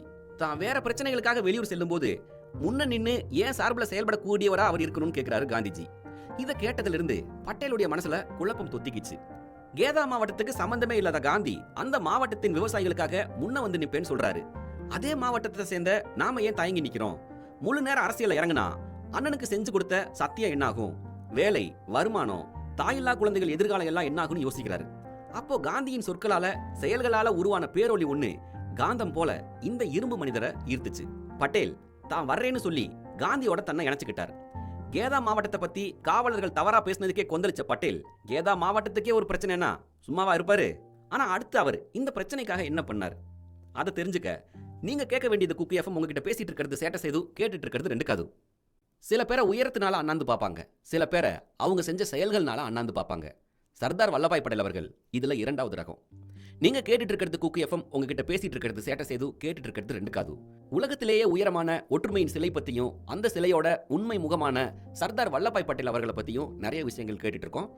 சர்தார் வல்லபாய் பட்டேலின் சிலை அமைஞ்சிருக்கிற பகுதிகளில் கிட்டத்தட்ட 24 ஏக்கர் பரப்பளவு முழுக்க விதவிதமான பூச்செடிகள் அமைக்கப்பட்டிருக்கு. இந்த இடத்த பூக்களின் பள்ளத்தாக்கு, அதாவது வேலி ஆஃப் ஃப்ளவர்ஸ்னு சொல்றாங்க. நினைக்கும் போதே கலர்ஃபுல்லா இருக்குல்ல? இதுக்கு அப்படியே நேர்மாறா இருந்தது குஜராத்தின் கேதா மாவட்டம். பஞ்சம் தலைவிரிச்சு ஆடி அத்தனை பசுமையையும் வாரி சுருட்டிக்கிட்டு போயிருச்சு. அப்போ கேதா மாவட்டத்தோட ஆணையரா இருந்தவர் கிரவின் பிராட். அரசாங்க உத்தரவை மீறினா மாத்துனா அவருக்கு சுத்தமா பிடிக்காது. இந்தியர்களை மனுஷங்களா கூட அவர் மதிக்க மாட்டார். முதல்ல அவரை சந்திக்க சொல்லி காந்திஜி யோசனை சொன்னார். அதனால குஜராத்தி சபாவின் முக்கிய நிர்வாகிகள் 2 பேர் கிரவின் பிராட்டை சந்திச்சாங்க. பிரச்சனைகளை எடுத்து சொல்லி நிலவரிய ரத்து பண்ண சொல்லி கேட்டாங்க. கிரவின் பிராட் உடனே கேட்கிறவரா என்ன, திட்டவட்டமா மறுத்துட்டாரு. கொஞ்ச நாள்லயே கேதா மாவட்டம் செழிப்பான ஒரு மாவட்டம்னு பம்பாய் அரசு அறிக்கை வெளியிடுது. ஒரு பக்கம் பம்பாய் அரசு கேதா ஒரு செழிப்பான மாவட்டம்னு அறிக்கை விடுது, இன்னொரு பக்கம் விவசாயிகள் பஞ்சத்துல கிடந்து சாகுறாங்க. இதுல எது உண்மைன்னு நேர்ல பார்த்து தெரிஞ்சுக்கணும்னு காந்திஜி முடிவு பண்றாரு. 30 பேர் முன் வந்தாங்க. அவங்கள குழுக்களா பிரிஞ்சு உண்மை நிலவரம் என்னன்னு கண்டறிய சொன்னார். அந்த நேரம் அகமதாபாத்ல நூற்பு ஆலை பிரச்சனை காரணமா காந்திஜி புறப்பட கேதா மாவட்ட பிரச்சனையின் பொறுப்பு பட்டேலுக்கு வந்துச்சு. 1918 வருஷம் பொது வாழ்க்கையில பட்டேல் தன் முதல் உரையை நிகழ்த்துறாரு. இங்கே தொடங்கி இருக்கிற போராட்டம் சிறு பொறியா புறப்பட்டு தீயாக சுடர்விட போகுது. எளிதாக கிடைக்கிற மகிழ்ச்சியை விட போராடி பெறுகிற மகிழ்ச்சி தான் நிலையானதுன்னு பட்டேல் சொன்னதும் விவசாயிகள் மெய் சிலிர்த்து போயிடுறாங்க. போராட்ட உணர்வு அவங்களுக்குள்ள கொழுந்து விட்டு எரிஞ்சது. ஆணையர் கிரவில் பிராட் கேத்தா விவசாயிகள் பிரச்சனையில ஒத்துழைக்காம விட்டா விவசாயிகள் தீர்வாய மறுப்பாங்கன்னு தீர்மானம் போட்டாங்க. ஆணையருக்கு ஆத்திரம் தலைக்கு ஏறிடுச்சு. விவசாயிகள் சிலரோட நிலத்தையும் கால்நடைகளையும் பறிச்சாரு. ஆனாலும் விவசாயிகள் காந்தி காட்டின அகிம்சை வழியில அமைதியா இருந்தாங்க. இந்த விஷயத்தை பட்டேல் காந்தி கிட்ட சொல்றாரு. விவசாயிகள் மேல தேவையில்லாத ஒடுக்குமுறைகளை செலுத்தினா சட்ட மறுப்பு இயக்கத்தை தொடங்க வேண்டியிருக்குன்னு நேரடியா வைஸ்ராய்க்கே ஒரு எச்சரிக்கையை அனுப்புறாரு காந்தி. ஆணையர் அமைதியாகிறாரு. பறிச்சதெல்லாம் திருப்பி கொடுத்துடுறாரு. வரி செலுத்த முடியாதவங்களை வற்புறுத்த வேண்டான்னு அறிவிக்கப்படுது. ஜூன் 29ஆம் தேதி நடந்த போராட்டத்தின் வெற்றி விழாவில் காந்திஜி பட்டேலை ரொம்பவும் பாராட்டுறாரு. பட்டேலும் இந்த புகழெல்லாம் அண்ணல் காந்திக்கே உரியதுன்னு சொல்றாரு. இப்போ அந்த வைஸ்ராய் காந்தி கிட்ட ஜெர்மனிக்கு எதிரான போர்ல சண்டை போட ஆட்கள் வேணும்னு கேட்கிறாரு. காந்தியும் அதுக்கு சம்மதிக்கிறாரு. பட்டேலும் காந்தியும் கிராமங்கள்ல ஆட்கள் தேடி அலைகிறாங்க. அரசு மேல பெரிய அதிருப்தியில் இருக்கிற மக்கள் அவங்க கண்ணில் படாம பதுங்குறாங்க. சரியான உணவு இல்லாம ஓய்வில்லாம காந்தியும் பட்டேலும் கிராமங்களாக அலைஞ்சு சில நாட்கள் கஷ்டப்படுறாங்க. நல்ல வேளையா போர் முடிவுக்கு வந்துருச்சு. முதலாம் உலக போர் முடிவுல பிரிட்டிஷ் இந்தியாவுல குறிப்பா பஞ்சாப்லேயும் வங்காளத்திலேயும் புரட்சி இயக்கங்கள் அதிக எண்ணிக்கையில உருவாகி வேகமா வளர்ந்துச்சு.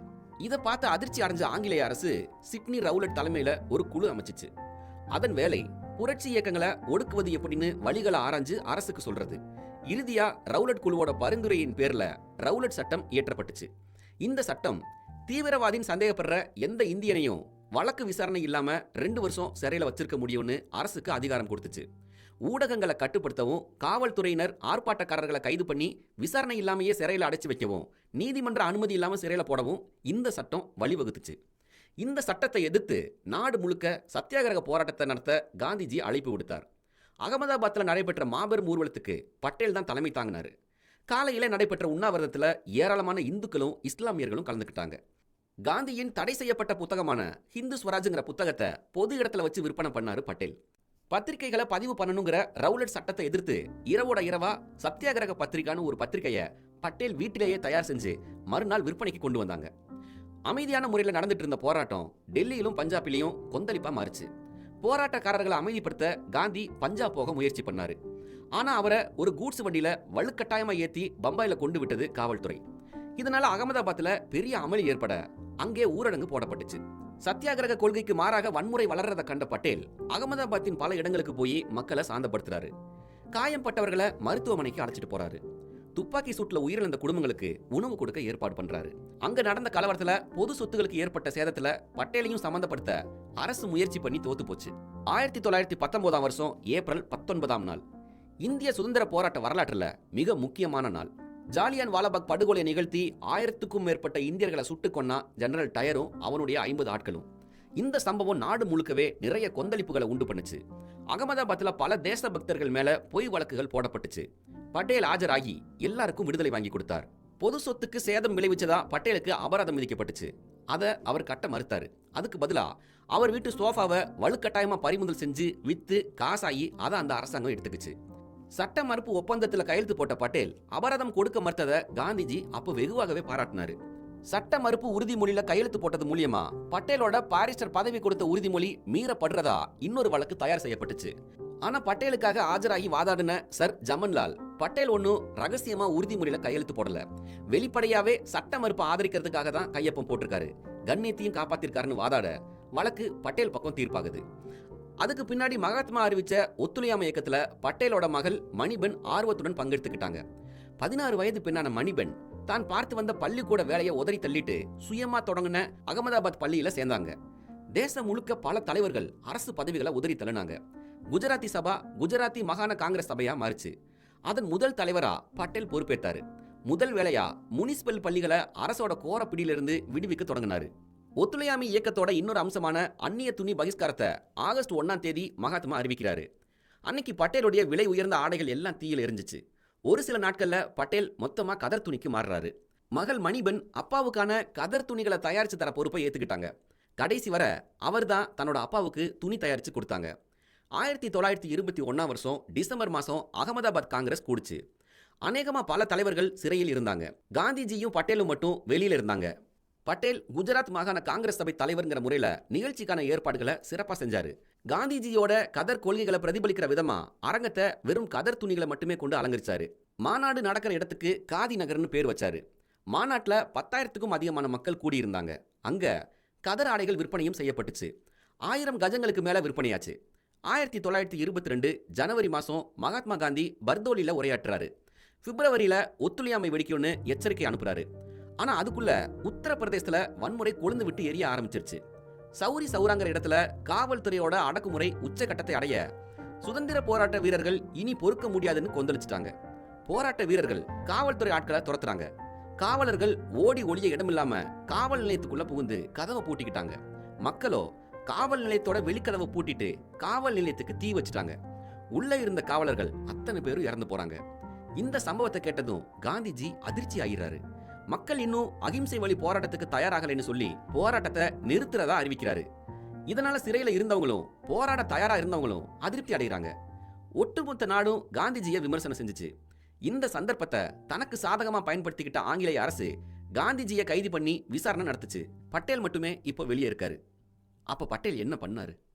அதை தெரிஞ்சுக்கிறதுக்கு நீங்க கேட்க வேண்டியது குக்கு எஃப்எம். உங்ககிட்ட பேசிட்டு இருக்கிறது சேட்டை செய்து, கேட்டுட்டு இருக்கிறது 2 காது. சைலண்ட். ஏன்னா இங்க சைலண்ட்டுங்கிறதே சத்தமா தானே சொல்ல வேண்டியதா இருக்கு. உலகத்தோட மிக உயரமான ஒற்றுமையின் சிலை பத்தியும் அதற்கு தகுதியான சர்தார் வல்லபாய் பட்டேல் அவர்களை பத்தியும் கேட்டுட்டு இருக்கோம். நீங்க கேட்டுட்டு இருக்கிறது குக்கு எஃப்எம். உங்ககிட்ட பேசிட்டு இருக்கிறது சேட்டை செய்து, கேட்டுட்டு இருக்கிறது 2 காது. குஜராத்ல போர்சாத் தாலுகால வழிப்பறி கொள்ளை நாளுக்கு நாள் அதிகமாயிட்டு இருக்கு. மக்கள் பல பிரச்சனைகளுக்கு ஆளாகிறாங்க. காசு வச்சிருக்கிற வியாபாரிகள் கத்தி முனையில கொள்ளையடிக்கப்படுறாங்க. ஆலியாங்கிற கொள்ளைக்காரன் அட்டூழியம் பண்றான்.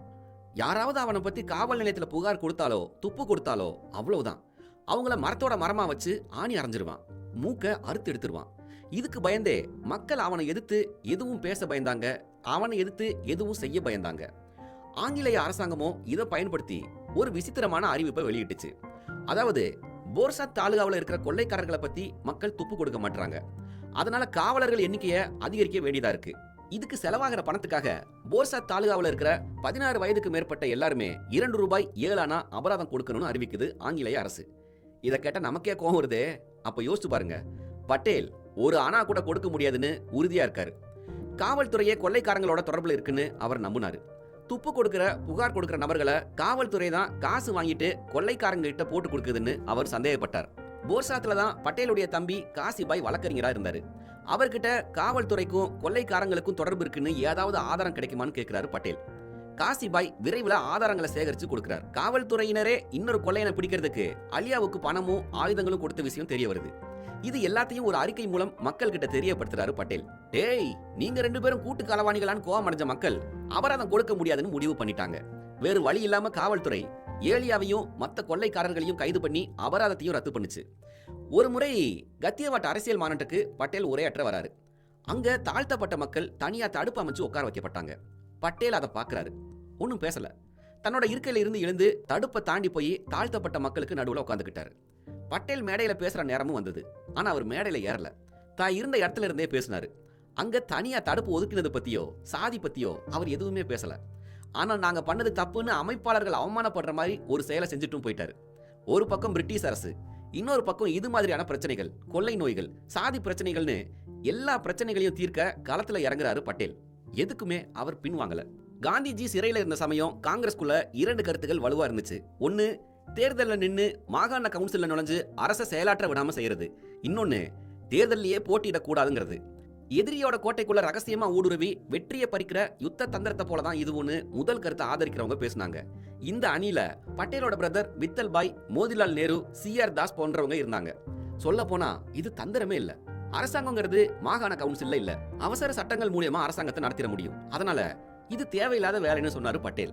வித்தல் பாய் தான் வயசுல மூத்தவன், பட்டேல் தன் கூட பிறந்த தம்பிங்கிற காரணத்தினால பலமுறை அவர் அணியோட நியாயங்களை பட்டேலுக்கு எடுத்து சொன்னார்.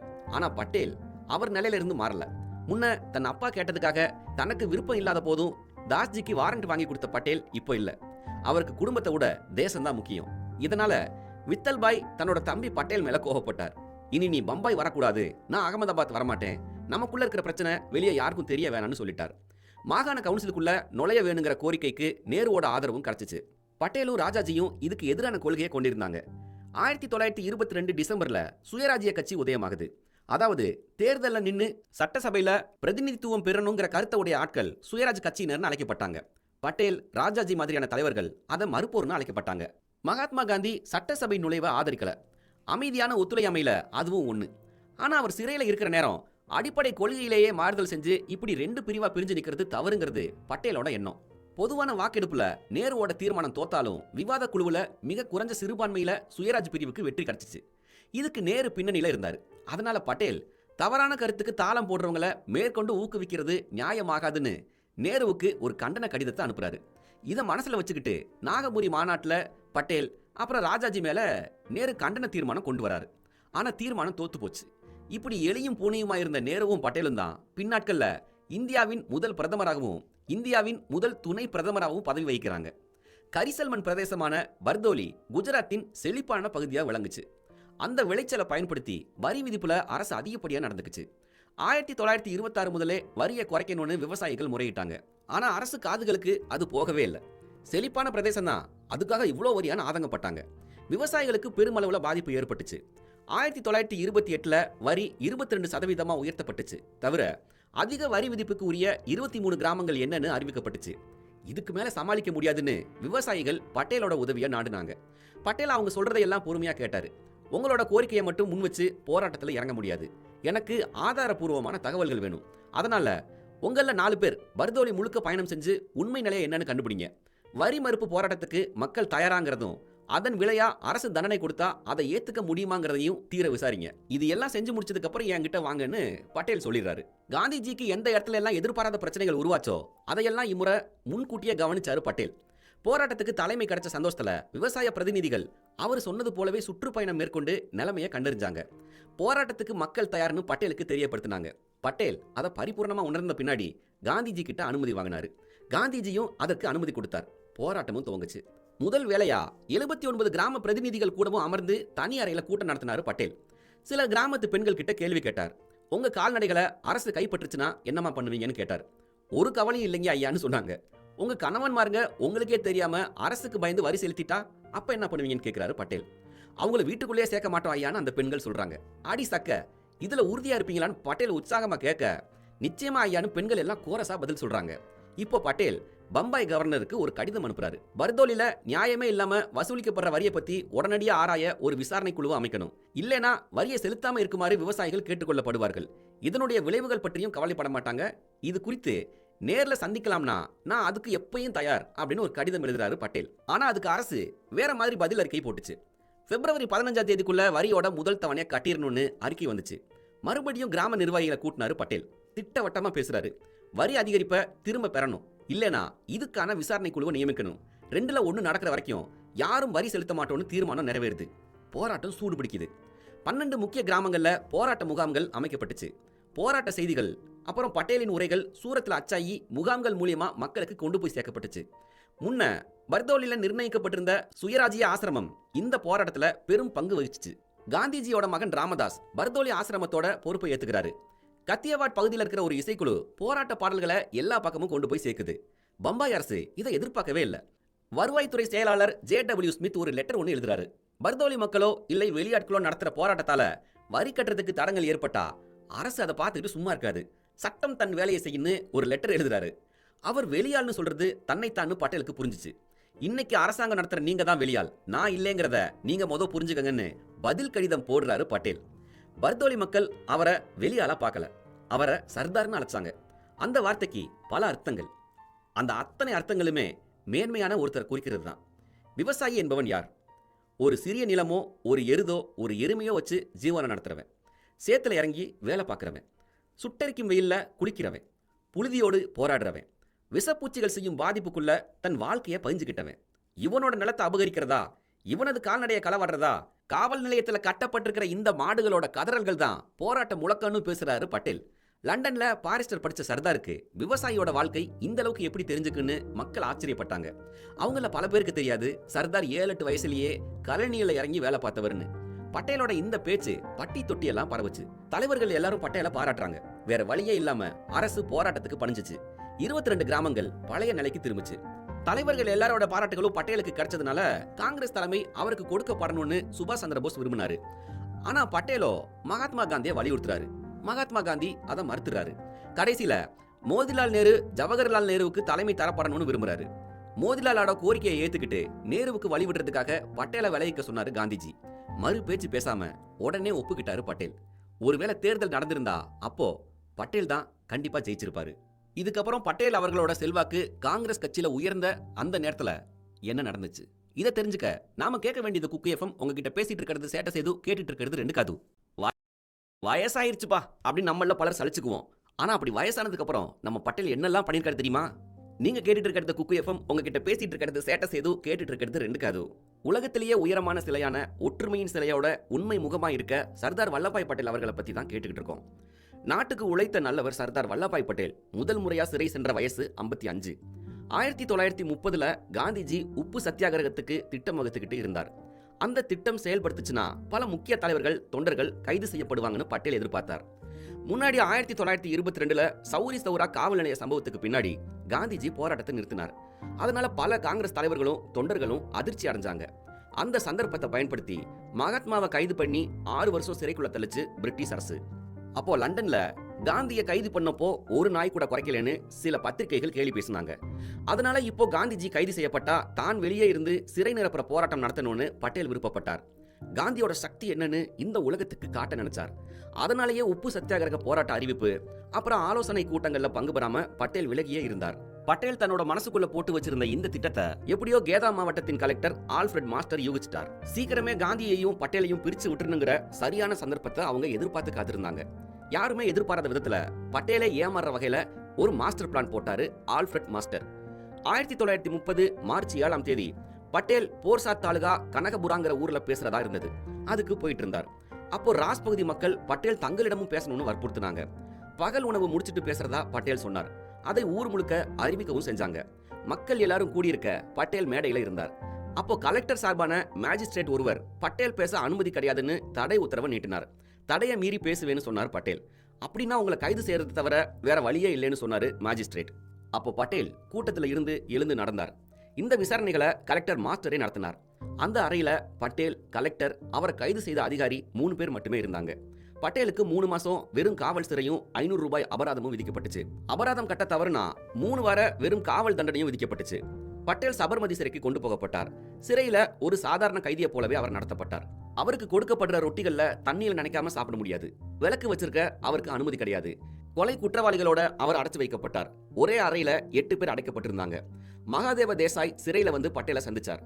பட்டேல் உள்ள அனுபவிக்கிற சிறை கொடுமைகளை அவர் பத்திரிகையில எழுதினார். பின்னாடி விளக்கு, நாற்காலி, புத்தகங்கள், நூல் நூற்கர் ஆட்டை இதெல்லாம் பட்டேலுக்கு வழங்கப்பட்டுச்சு. தண்டனை காலம் முடிஞ்சு பட்டேல் விடுதலையானார். ஆனா அப்ப காந்திஜி, நேருலாம் சிறையில இருந்தாங்க.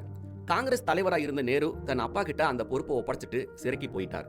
பிறகு மோதிலால் கைதான போது பட்டேல் தலைமை பொறுப்பை ஏற்பார்னு பதிவு செஞ்சுட்டு சிறைக்கு போயிட்டார். பிரிட்டிஷ் அரசோட அடக்குமுறை தொடர்ந்தது. காங்கிரஸ் காரிய குழுவை சட்டவிரோத அமைப்புன்னு அரசு அறிவித்தது. காங்கிரஸோட தொடர்புடைய அமைப்புகள் எல்லாமே தடை செய்யப்பட்டுச்சு. நிலவரி மறுப்புக்காக கைப்பற்றப்படுற நிலங்கள் எல்லாம் எப்போதும் திருப்பி தர முடியாது. போராட்டத்துக்காக வேலையை விடுற கிராம அதிகாரிகள் மறுபடி நியமிக்கப்பட மாட்டாங்கன்னு அநியாய அறிவிப்புகளை அரசு வெளியிட்டுச்சு. 1930 வருஷம் ஜூலை 31 பம்பாயில பாலகங்காதர திலகரோட நினைவு தினம் நடைபெற்றுச்சு. அப்ப நடந்த ஊர்வலத்துல பட்டேல் தன் மகள் மணிபெண்ணோட கலந்துக்கிட்டார். அவங்கள கலைஞ்சு போக சொல்லி காவல்துறை எச்சரிச்சிச்சு. ஆனா பட்டேலும் மணிபெண்ணும் ஊர்வலத்துல கலந்துகிட்ட மக்களோட சேர்ந்து சாலையில அமர்ந்து சத்தியாகிரகம் பண்ணாங்க. ஊர்வலத்தை அனுமதிக்கணும்னு கோரிக்கை வச்சாங்க. ஆனா அவங்கள கைது செய்து மக்களை தடியடி நிகழ்த்தி கலைச்சிச்சு போலீஸ். பட்டேலை இந்த தடவை காந்தி சிறைப்பட்டிருந்த எரவாடா சிறையில அடைச்சாங்க. காந்தியும் பட்டேலும் ஒரே சிறையில் அடைஞ்சு கிடந்ததை தனக்கு சாதகமா பயன்படுத்தி விவசாயிகளுக்கு தொடர்ந்து தொந்தரவு கொடுத்துக்கிட்டே இருந்தார் ஆல்ஃபிரட் மாஸ்டர். விவசாயிகளை வீணா தன் தேவைக்கு போராட்டத்தில் ஈடுபடுத்தி பிரச்சனை ஏற்படுத்துறவரு, விவசாயிகளுக்கு துன்பம் தேடி தர்றவர்னு பட்டேலை பத்தி விஷம பிரச்சாரம் பண்ணாங்க. அப்போ நவம்பர்ல பட்டேல் விடுதலையானார். பம்பாயில ஒரு கதர் ஆடை கடையோட திறப்பு விழாவில் அவர் பேசும்போது, நான் விவசாயிகளுக்கு துன்பம் தேடி தரதாகவும் அவங்க குடும்பங்களை அழிக்கிறதாகவும் குற்றம் சுமத்தியிருக்காங்க.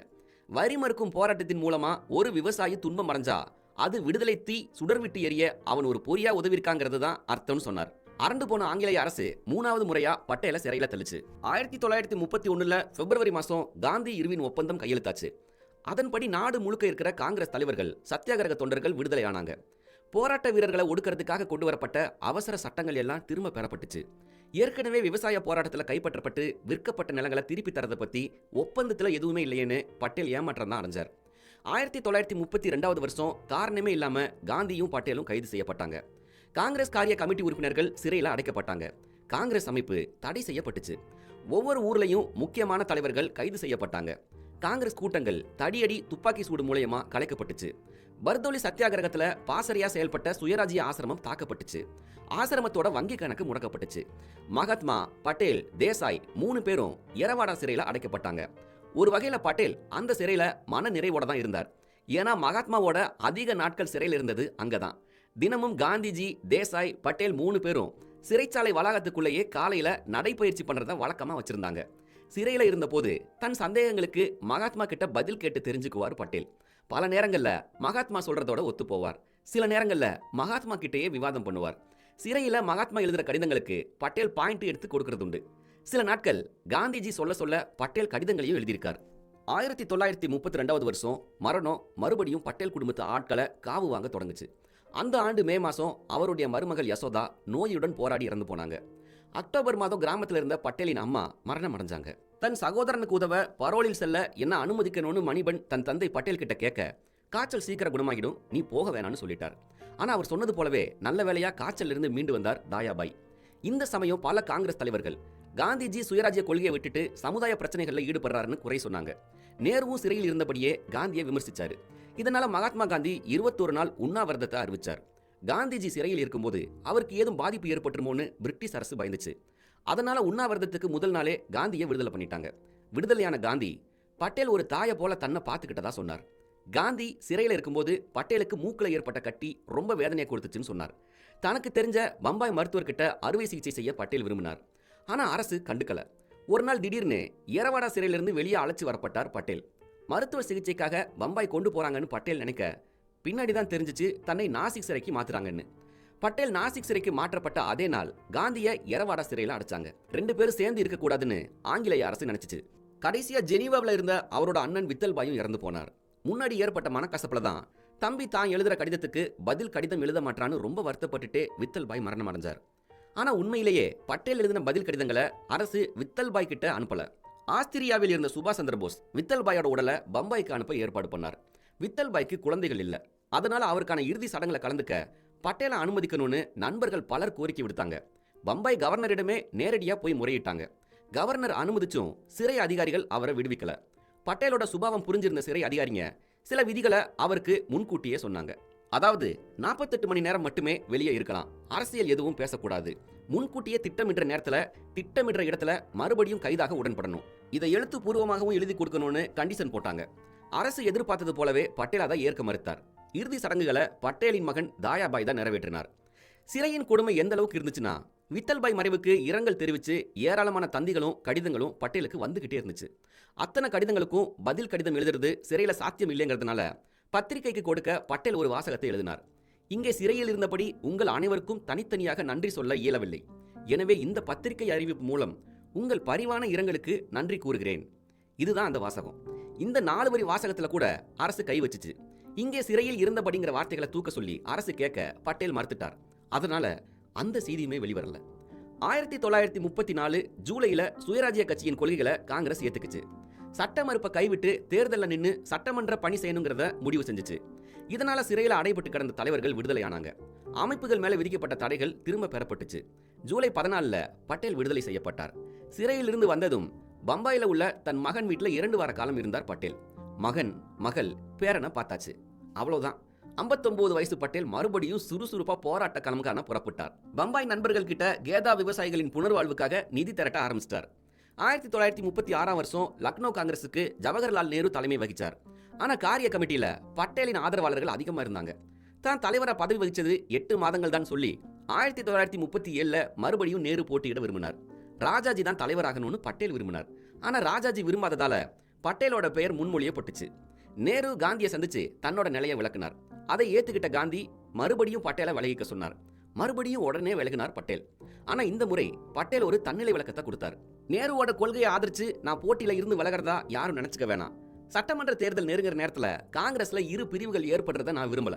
அதனால போட்டியிலிருந்து விலகிறேன்னு ஒரு தன்னிலை விளக்கம் கொடுத்தாரு பட்டேல். ஒரு காலத்துல குஜராத்தி சபாவில காந்தியின் எந்த விஷயத்தால பட்டேல் ஈர்க்கப்பட்டாரோ அதே விஷயத்தை பட்டேல் அன்னைக்கு செஞ்சு காமிச்சார். எதிர்த்தரப்பா இருந்தாலும் கடுமையான வார்த்தைகளை பயன்படுத்தாம அதே நேரம் விமர்சனத்தை கூர்மையா வைக்கிற வழக்கம் தான் அது.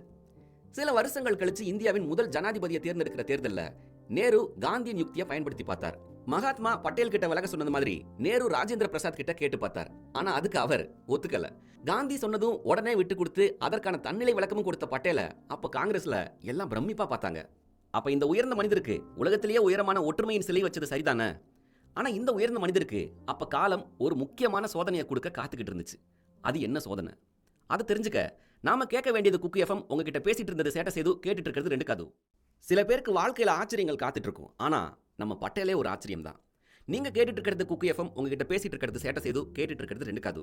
நர்மதை ஆற்றங்கரையில வானம் அளவு உயர்ந்து நிற்கிற சர்தார் வல்லபாய் பட்டேலோட சிலையை சுத்தி வேறு சில அம்சங்களும் நிர்மாணிக்கப்பட்டுச்சு. பல ஏக்கர் பரப்பளவு கொண்ட பூக்களின் பள்ளத்தாக்கு, ஒற்றுமையின் சுவர், ஒளி நிகழ்ச்சி, பட்டேல் பற்றிய அருங்காட்சியகம்னு பல வியப்பான விஷயங்கள் இந்த சிலையை சுத்தி இருக்கு. இதே மாதிரி தபதி ஆற்றங்கரையில பட்டேல் ஒரு வியப்பான காரியத்தை பண்ணாரு. அது என்னன்னா 1938 வருஷம் காங்கிரஸ் மகாசபைக்கு நேதாஜி சுபாஷ் சந்திர போஸ் தலைவரானார். ஹரிபுரா காங்கிரஸ் செலவுகளை பட்டேலே ஏத்துக்கிட்டார். பர்தோலி தாலுகா தபதி நதிக்கரையில ஹரிபுராங்கிற இடம் தேர்வு செய்யப்பட்டுச்சு. அந்த திடலோட மொத்த பரப்பளவு 500 ஏக்கர். திடலுக்கு வர பாதைகள் முன்கூட்டியே சீரா அமைக்கப்பட்டிருந்துச்சு. வாகன போக்குவரத்துக்காக ஒரு புதிய பாலமே கட்டப்பட்டுச்சு. நிகழ்ச்சி பகுதியில ஒரு மருத்துவமனை, தபால் தந்தி நிலையம், வங்கி கிளை, அச்சகம், நீர் விநியோக மையம், தீயணைப்பு நிலையம், பேருந்து நிலையம்னு எல்லாமே அமைக்கப்பட்டுச்சு. அங்க தொலைபேசி வசதியும் ஏற்படுத்தப்பட்டுச்சு. தன்னோட அண்ணனோட நினைவா அந்த இடத்துக்கு வித்தல் நகர்னு பேர் சூட்டினார் பட்டேல்.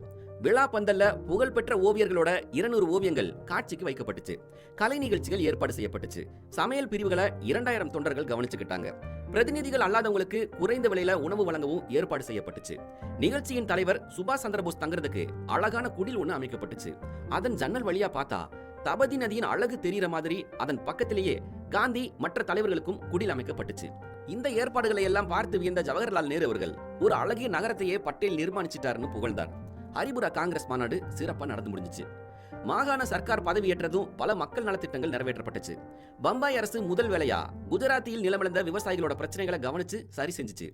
ஏற்கனவே போராட்டத்தின் போது கைப்பற்றி விற்கப்பட்ட நிலங்கள் விவசாயிகளுக்கே திருப்பி தரப்பட்டுச்சு. பட்டேல் அப்ப தன்னோட வாக்குறுதியை நிறைவேற்றிட்டாரு.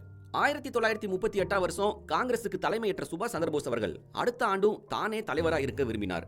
உறுப்பினர்களோட ஆதரவும் அவருக்கு இருந்துச்சு. ஆனா உலக போர் மூண்டுச்சுன்னா பிரிட்டிஷ்க்கு எதிராக சண்டை செய்யவே நேதாஜி விரும்புவார்னு காந்திஜி சரியா புரிஞ்சு வச்சிருந்தார். அதனால போட்டியிலிருந்து நேதாஜியை விலகிக்க சொன்னாரு காந்திஜி. காந்திஜி மற்றும் காங்கிரஸோட கொள்கைகள் சுபாஷுக்கு தெரியும். காங்கிரஸ்ல ஜவஹர்லால் நேரு, வல்லபாய் பட்டேல், ராஜேந்திர பிரசாத், ராஜாஜி எல்லாத்துக்கும் தனித்தனி ஆதரவு இருந்தாலும் காந்திஜியை விட்டு கொடுக்க மாட்டாங்க. அவர் சொல்றதுதான் வேத வாக்கு. மகாத்மாவோட வேட்பாளரா பட்டாபி சீதாராமையா அறிவிக்கப்பட்டார். ஆனா நேதாஜி காந்தி சொன்னதை கேட்டு விலகல, போட்டியிட்டாரு. 29/1/1939 நடந்த தேர்தல்ல 1580 வாக்குகள் வாங்கி சுபாஷ் சந்திரபோஸ் அவர்கள் வெற்றி அடைஞ்சார். பட்டாபி சீதாராமையாவுக்கு 1375 வாக்குகள் கிடைச்சிச்சு. பட்டாபியின் தோல்வி என்னுடைய தோல்வின்னு அறிவிச்சாரு காந்திஜி. காங்கிரஸ் காரியக்குழு உறுப்பினர்களை மகாத்மாவின் விருப்பப்படி தேர்ந்தெடுக்க சொல்லி நேதாஜியை கேட்டுக்கிட்டாங்க. ஆனா அதையும் நேதாஜி கேட்கல. ஆனா அப்படி ஒரு தீர்மானம் பெரும்பான்மையில நிறைவேற்றப்பட்டதுனால நேதாஜி தன்னோட பதவியவே ராஜினாமா பண்ணிட்டாரு. 1939 செப்டம்பர்ல உலக போர் தொடங்குச்சு. ஹிட்லரின் படைகள் போலந்துல இறங்குது. இங்கிலாந்து ஜெர்மனி மேல போர் தொடுக்குது. ஆனா இந்தியாவும் போரில் இறங்குறதா வைஸ்ராய் அவரே தன்னோட போக்குல அறிவிச்சிட்டார். இது காங்கிரஸ் தலைவர்களை அதிர்ச்சிக்கு ஆளாக்குச்சு. தன்னுடைய விடுதலையை பத்தியே நிச்சயம் இல்லாத இந்தியா ஏன் போலந்து விடுதலைக்கு போராடணும்னு கேட்டாரு நேரு. கடுப்பான பிரிட்டிஷ் அரசாங்கம் மாகாண மந்திரி சபை அளவை குறைச்சு அவசர சட்டம் பிறப்பிச்சிச்சு. இதை எதிர்த்து காங்கிரஸ் அமைச்சர்கள் பதவி விலகினாங்க. பட்டேல் யோசனைப்படி சட்டசபைகள் எல்லாம் தேதி குறிப்பிடாம ஒத்தி வைக்கப்பட்டுச்சு. 1940 இந்த பிரச்சனை தலை தூக்குச்சு. ஒருவேளை போர்ல இந்தியா கலந்து கொள்ள காங்கிரஸ் ஆதரவு அளிச்சா சுதந்திரம் வழங்குறத பத்தி அரசோட முடிவு என்னன்னு தலைவர்கள் கேட்டாங்க. அதுக்கு அரசு சொன்ன பதில் இதுதான். பிரிட்டிஷ் அரசும் முஸ்லீம் லீகும் சமஸ்தான இளவரசர்களும் காங்கிரஸும் ஒண்ணு கூடி ஒரு தீர்மானத்துக்கு வரதா இருந்தா வைஸ்ராயோட நிர்வாக குழுவுல சிலரை சேர்த்துக்கலாம். ஆனா எந்த விஷயத்திலையும் இறுதி முடிவு எடுக்கிற அதிகாரம் வைஸ்ராய்க்கு மட்டுமே உண்டு. அதே மாதிரி போர் முடிஞ்ச பின்னாடி சுதந்திரம் வழங்கப்படாது, மாறா புது அரசியல் சட்டத்தை வகுத்துக்க மட்டுமே அனுமதி கிடைக்கும் அப்படின்னு பிரிட்டிஷ் அரசாங்கம் சொல்லிட்டாங்க. இதை கேட்டதும் பட்டேலுக்கு அவ்வளோ ஏமாற்றம். பிரிட்டிஷ் அரசு விலகிட்டா இந்தியாவுக்கு ஏதாவது நடந்துடுன்னு அவங்க கவலைப்படுறாங்க. அது எங்க கவலையை தவிர அவங்களுக்கு இல்ல. ஒரு கட்டடத்தோட காவல்காரன் தான் போயிட்டா இந்த கட்டடத்தை யார் காவல் காப்பாங்கன்னு கவலைப்படுற மாதிரி இருக்கு. அடுத்து என்னங்கிறத கட்டடத்துக்கு சொந்தக்காரன் பார்த்துப்பான்னு பட்டேல் ஒரு அறிக்கை அப்ப விடுறாரு. போரில் கலந்துக்க போறது இல்லைன்னு காங்கிரஸ் தீர்மானமா முடிவெடுத்தது தவிர அதை அமைதியா அமல்படுத்தவும் செஞ்சுச்சு. குறிப்பிட்ட சிலர் தேர்ந்தெடுக்கப்பட்டு அரசாங்கத்தின் போர் நடவடிக்கைக்கு ஆள் அனுப்புறதோ தொகை அனுப்புறதோ தவறுன்னு வாக்கியத்தை படிச்சு காட்டி அமைதியா கைதாகணும் அப்படிங்கிறது தான் காங்கிரஸோட பிளான். பின்னால பூதான இயக்கத்தின் தந்தையா விளங்கின வினோபா பாவே தான் முதல் சத்தியாகிரகியா கைதியானார். 1940 வருஷம் நவம்பர் மாசம் 18ஆம் தேதி அகமதாபாத்ல நடந்த ஒரு கூட்டத்துல எதிர்ப்பு வாசகத்தை படிக்க போறதா பட்டேல் அறிவிச்சார். நவம்பர் 17ஆம் தேதியே பட்டேலை கைது செய்ய அதிகாரிகள் வந்துட்டாங்க. எரவாடா சிறையில முன்ன காந்தியுடன் தங்கியிருந்த அதே அறையிலேயே பட்டேலை அடைச்சாங்க. பட்டேல் கைதான சில வாரங்களிலேயே அவர் மகள் மணிபென் பட்டேலும் எதிர்ப்பு வாசகத்தை படிச்சு கைதானார். எரவாடா சிறையில் இருந்த பட்டேலை சந்திக்க மகாதேவ தேசாய்க்கு அனுமதி மறுக்கப்பட்டுச்சு. அதுக்கான காரணத்தை பட்டேல் கேட்டார். சொந்தக்காரங்களை மட்டும்தான் அனுமதிக்க முடியும்னு சிறை அதிகாரிகளுக்கு அதிகாரம் இருக்கிறதா சிறை அதிகாரிகள் சொன்னாங்க. அதுக்கு பட்டேல் மகாதேவ தேசாயை சந்திக்க முடியலனா எனக்கு சொந்தக்காரங்க எதுக்குன்னு கேட்டாரு. சிறையில பட்டேல் வயிற்று வலியால அவதிப்பட்டார். அவரோட மொராஜி தேசாய், KM முன்சி, GV மாவலங்கரும் சிறையில இருந்தாங்க. தன்னோட வயிற்று வலியும் பொறுத்துக்கிட்டு பட்டேல் எல்லாரையும் கலகலப்பா வச்சுக்கிட்டார். சிறையில பட்டேல் போடுற டீ அவ்வளவு சுவையா இருக்கும்னு KM முன்சி பின்னால தெரிவிச்சிருக்காரு. சிறை உணவும் தான் நடத்தப்பட்ட முறையும் சரியில்லாததால மணிபென் பட்டேல் உடல் மெலிஞ்சு போறார். பட்டேலுக்கு முன்னாடியே அவர் விடுதலை செய்யப்பட்டார். மெலிஞ்சு போய் நின்ன மணிபெண்ணை பார்த்து காந்திஜிக்கு கவலை ஏற்பட்டுச்சு. ஆனா மறுபடியும் மணிபென் சிறைக்கு செல்ல தயாரான போது காந்தி அதை தடுத்துட்டார். 1941 வருஷம் உடல்நிலை காரணமா பட்டேல் விடுதலை செய்யப்படுறாரு. இரவு நேரத்துல அவர் தூங்குறதுக்கு ரொம்பவே சிரமப்படுறத மணிபென் கவனிச்சார். பட்டேல் குணமடியா 6 வாரங்கள் ஆச்சு. பல மாநிலங்கள்ல இருந்தும் அவரோட உடல்நிலை பத்தி கவலை தெரிவிச்சு கடிதங்கள் வந்துகிட்டே இருந்துச்சு. நான் நிறைவேற்ற வேண்டிய பணிகள் நிறைய இருக்கு, அது வரைக்கும் நான் இருப்பேன், கவலை வேண்டாங்கிறது தான் பட்டேலோட பதிலா இருந்துச்சு. மகாத்மாவின் ஆலோசனைப்படி சேவா கிராமத்துல பட்டேலுக்கு மண் சிகிச்சை நடந்துச்சு. சுமார் 40 நாட்கள்ல சிகிச்சை முடிஞ்சு பட்டேல் பம்பாய்க்கு திரும்புறாரு. 1942 ஜனவரி 15 வார்தா காங்கிரஸில் மகாத்மாவோட பிரசித்தி பெற்ற அறிவிப்பு ஒன்று வெளியாகுது. அதாவது நேருவே தனது அரசியல் வாரிசுன்னு காந்தி அறிவிக்கிறாரு. இந்த அறிவிப்பு அப்ப பரபரப்பா பேசப்பட்டுச்சு.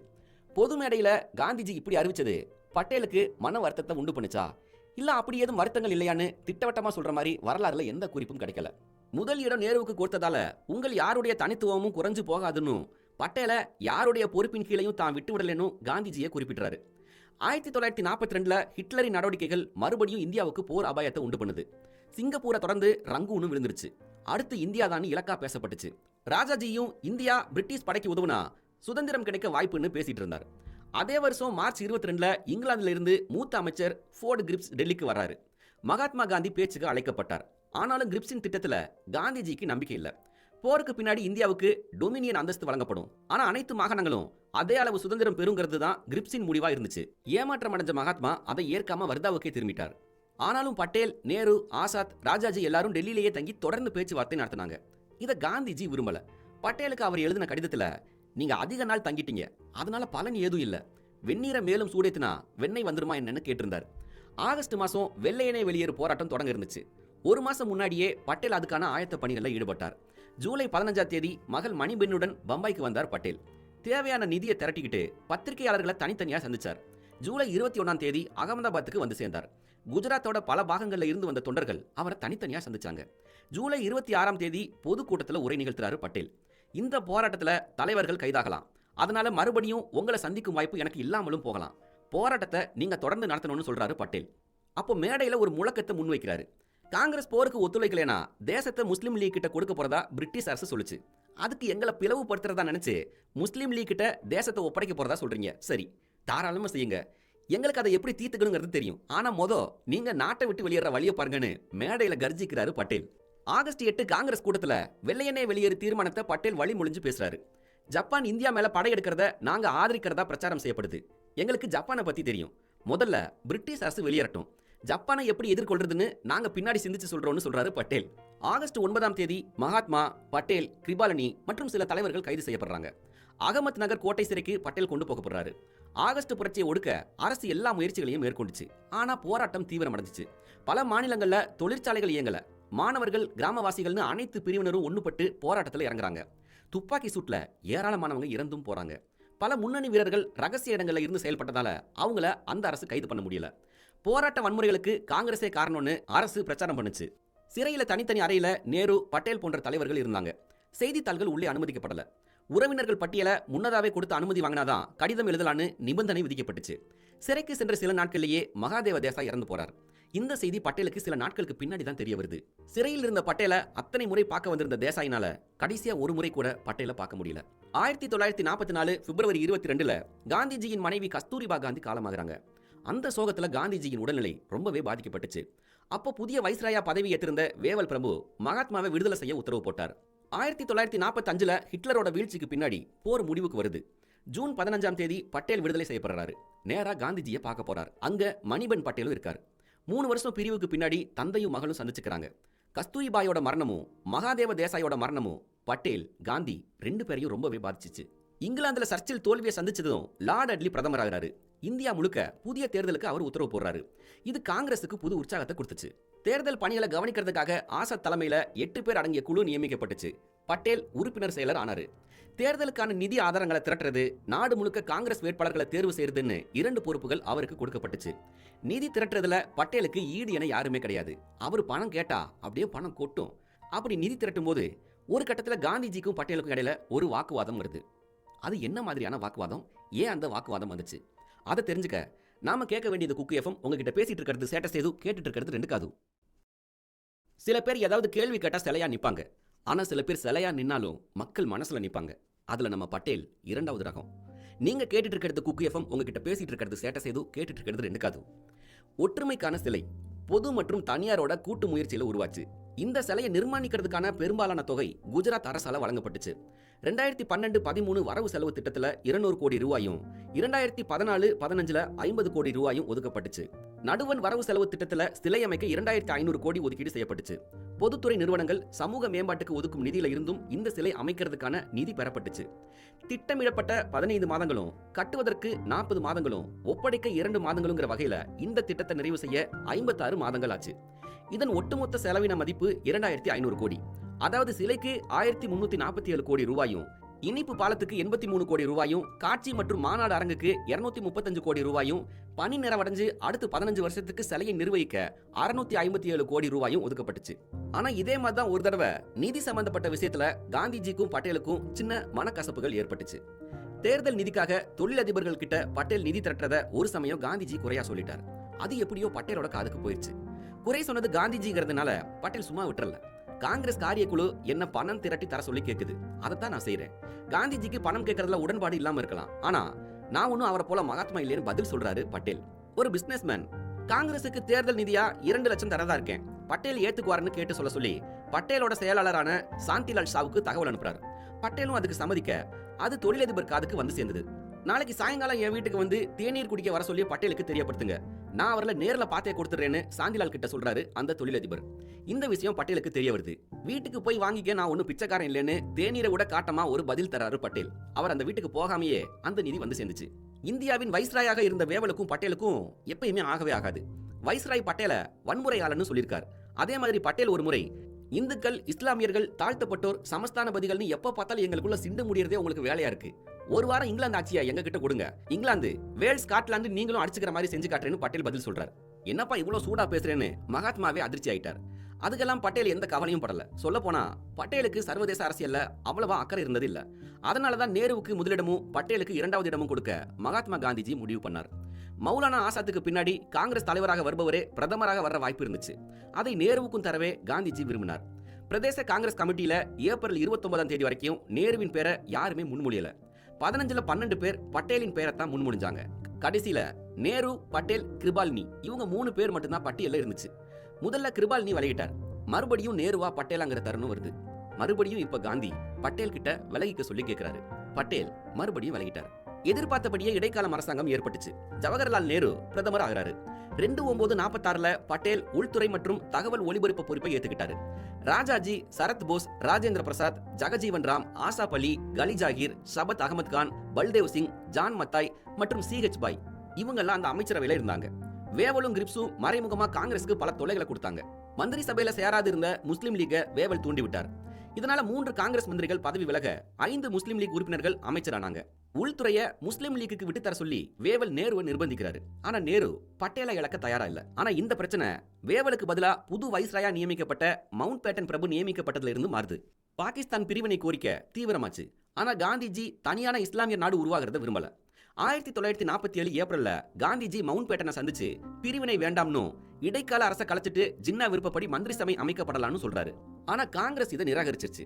பஞ்சாப் மற்றும் வடமேற்கு எல்லையில பதட்ட நிலை குறித்து உள்துறை எதுவும் செய்ய முடியாம இருந்துச்சு. அவர் நேரடியாவே மவுண்ட் பேட்டனை சாடினாரு. உள்நாட்டு போரை தவிர்க்க நீங்க எதுவுமே செய்யல, நீங்களும் ஆளாம மத்திய அரசையும் ஆள விடாம செய்றீங்கன்னு பட்டேல் சொல்றாரு. 1947 மே 17 பாகிஸ்தான் பிரிவினை ஏற்றுக்கொள்ளப்பட்டுச்சு. ஆழ்ந்த வருத்தத்தோடையும் மன உளைச்சலோடையும் இந்த பிரிவினையை ஏத்துக்கிறோம். சர்தார் பட்டேலும் இதுக்கு உடன்படுறாருன்னு சொல்லி ஜவஹர்லால் நேரு அதுல கையெழுத்து போடுறாரு. பாகிஸ்தான் பிரிவினையை பத்தி விவாதிக்க காங்கிரஸ் கூட்டம் நடத்தப்பட வேண்டியதா இருந்துச்சு. காரிய குழு 3 நாட்கள் இதை விவாதிக்குது. இந்த திட்டத்தை நான் ஏற்கல. அதே நேரம் அது நிறைவேறும் போது நான் குறுக்கவும் நிக்க மாட்டேன்னு காந்தி அறிவிக்கிறாரு. பாகிஸ்தானை பிரிச்சு கொடுக்கறதே சரியான முடிவு. தினம் தினம் இந்து முஸ்லிம் பிரச்சனையில ஒருவருக்கொருவர் அடிச்சுட்டு கிடக்கணுமா? ஒரு உள்நாட்டு போருக்கு நாமளே வித்துடலாமான்னு பட்டேல் கேட்கிறாரு. உடனே பிரிவினை தீர்மானம் பெரும்பான்மை ஆதரவுடன் நிறைவேற்றப்படுது. 1947 ஜூன் 3ஆம் தேதி வெளியான பிரிட்டிஷ் அறிவிப்பு 2 விஷயங்களை தெளிவுபடுத்துச்சு. 1, 15/8/1947 பிரிட்டிஷ் மேலாண்மை முடிவுக்கு வரும். 2வது, இந்தியா பாகிஸ்தான் 2 சுதந்திர பகுதிகள் உதயமாகும். இந்த அறிவிப்பு வந்ததும் இந்தியா முழுவதும் சுதந்திரமா என்கிற 565 சமஸ்தானங்களோட கதி என்னங்கிற கேள்வி விஸ்வரூபம் எடுத்து நின்னுச்சு. ஆனா இதுக்கெல்லாம் பட்டேல் கவலைப்படவே இல்லை. புதுசா மாநிலங்கள் துறை உருவாக்கப்பட்டுச்சு. அதோட முழு பொறுப்பும் சர்தார் பட்டேலுக்கே கொடுக்கப்பட்டுச்சு. சமஸ்தானங்கள் இனி பிரிட்டிஷ் நிர்வாகத்துல வராது. புதிய இந்திய அரசுடன் இணைவதோ இல்ல வேறு அரசியல் ரீதியான ஏற்பாடுகளை செஞ்சுக்கிறதோ அவங்கவுங்க பொறுப்புன்னு அறிவிக்கிறாரு மவுண்ட் பேட்டன் பிரபு. அதிகார சுகத்தையும் அரண்மனை சுகத்தையும் அனுபவிச்ச சமஸ்தானங்கள் தங்கள் சுதந்திரம் தொடரவே விரும்பினாங்க. திருவாங்கூர் சமஸ்தான திவானாக இருந்த சர் CB ராமசுவாமி தங்களுடைய சமஸ்தானம் தனியா இயங்கும்னு அறிவிச்சிட்டாரு. அடுத்து ஹைதராபாத் நிஜாமும் தன்னுடையது சுதந்திரமான அரசுன்னு அறிவிக்கிறார். போபால் நவாப் ஆகஸ்ட் 15க்கு பின்னாடி தனது சமஸ்தானம் சுதந்திரம் பெறும்னு நேரடியா வைஸ்ராய்க்கு கடிதம் எழுதுறாரு. பிலாஸ்பூர் மாதிரியான சின்ன சின்ன சமஸ்தானங்கள் கூட நாங்க சுதந்திரமா எங்க போறதா அறிவிச்சாங்க. கிட்டத்தட்ட எல்லா அரசியல் தலைவர்களுக்குமே அதிர்ச்சி. ஆனா பட்டேல் கொஞ்சம் கூட பதட்டம் அடையல, கோபம் அடையல. முதல்ல சுதந்திர சமஸ்தானங்களின் பாதுகாப்பு, வெளியுறவு, தகவல் துறைகளை கையகப்படுத்த முடிவு பண்ணார். இதனால சமஸ்தானங்களுக்கு இழப்பு எதுவும் இல்ல. இத்துறைகள் ஏற்கனவே பிரிட்டிஷ் கட்டுப்பாட்டுல இருக்கிறது தான். இப்போ சமஸ்தானங்கள் இந்திய டொமினியுடன் இணையறதுக்கான பத்திரம் தயாராச்சு. சமஸ்தானங்கள் பிரச்சனையை எளிதாக்குறதுக்காக 1948 ஏப்ரல் வரைக்கும் மவுண்ட் பேட்டன் இந்தியாவிலே இருப்பார்னு முடிவாகுது.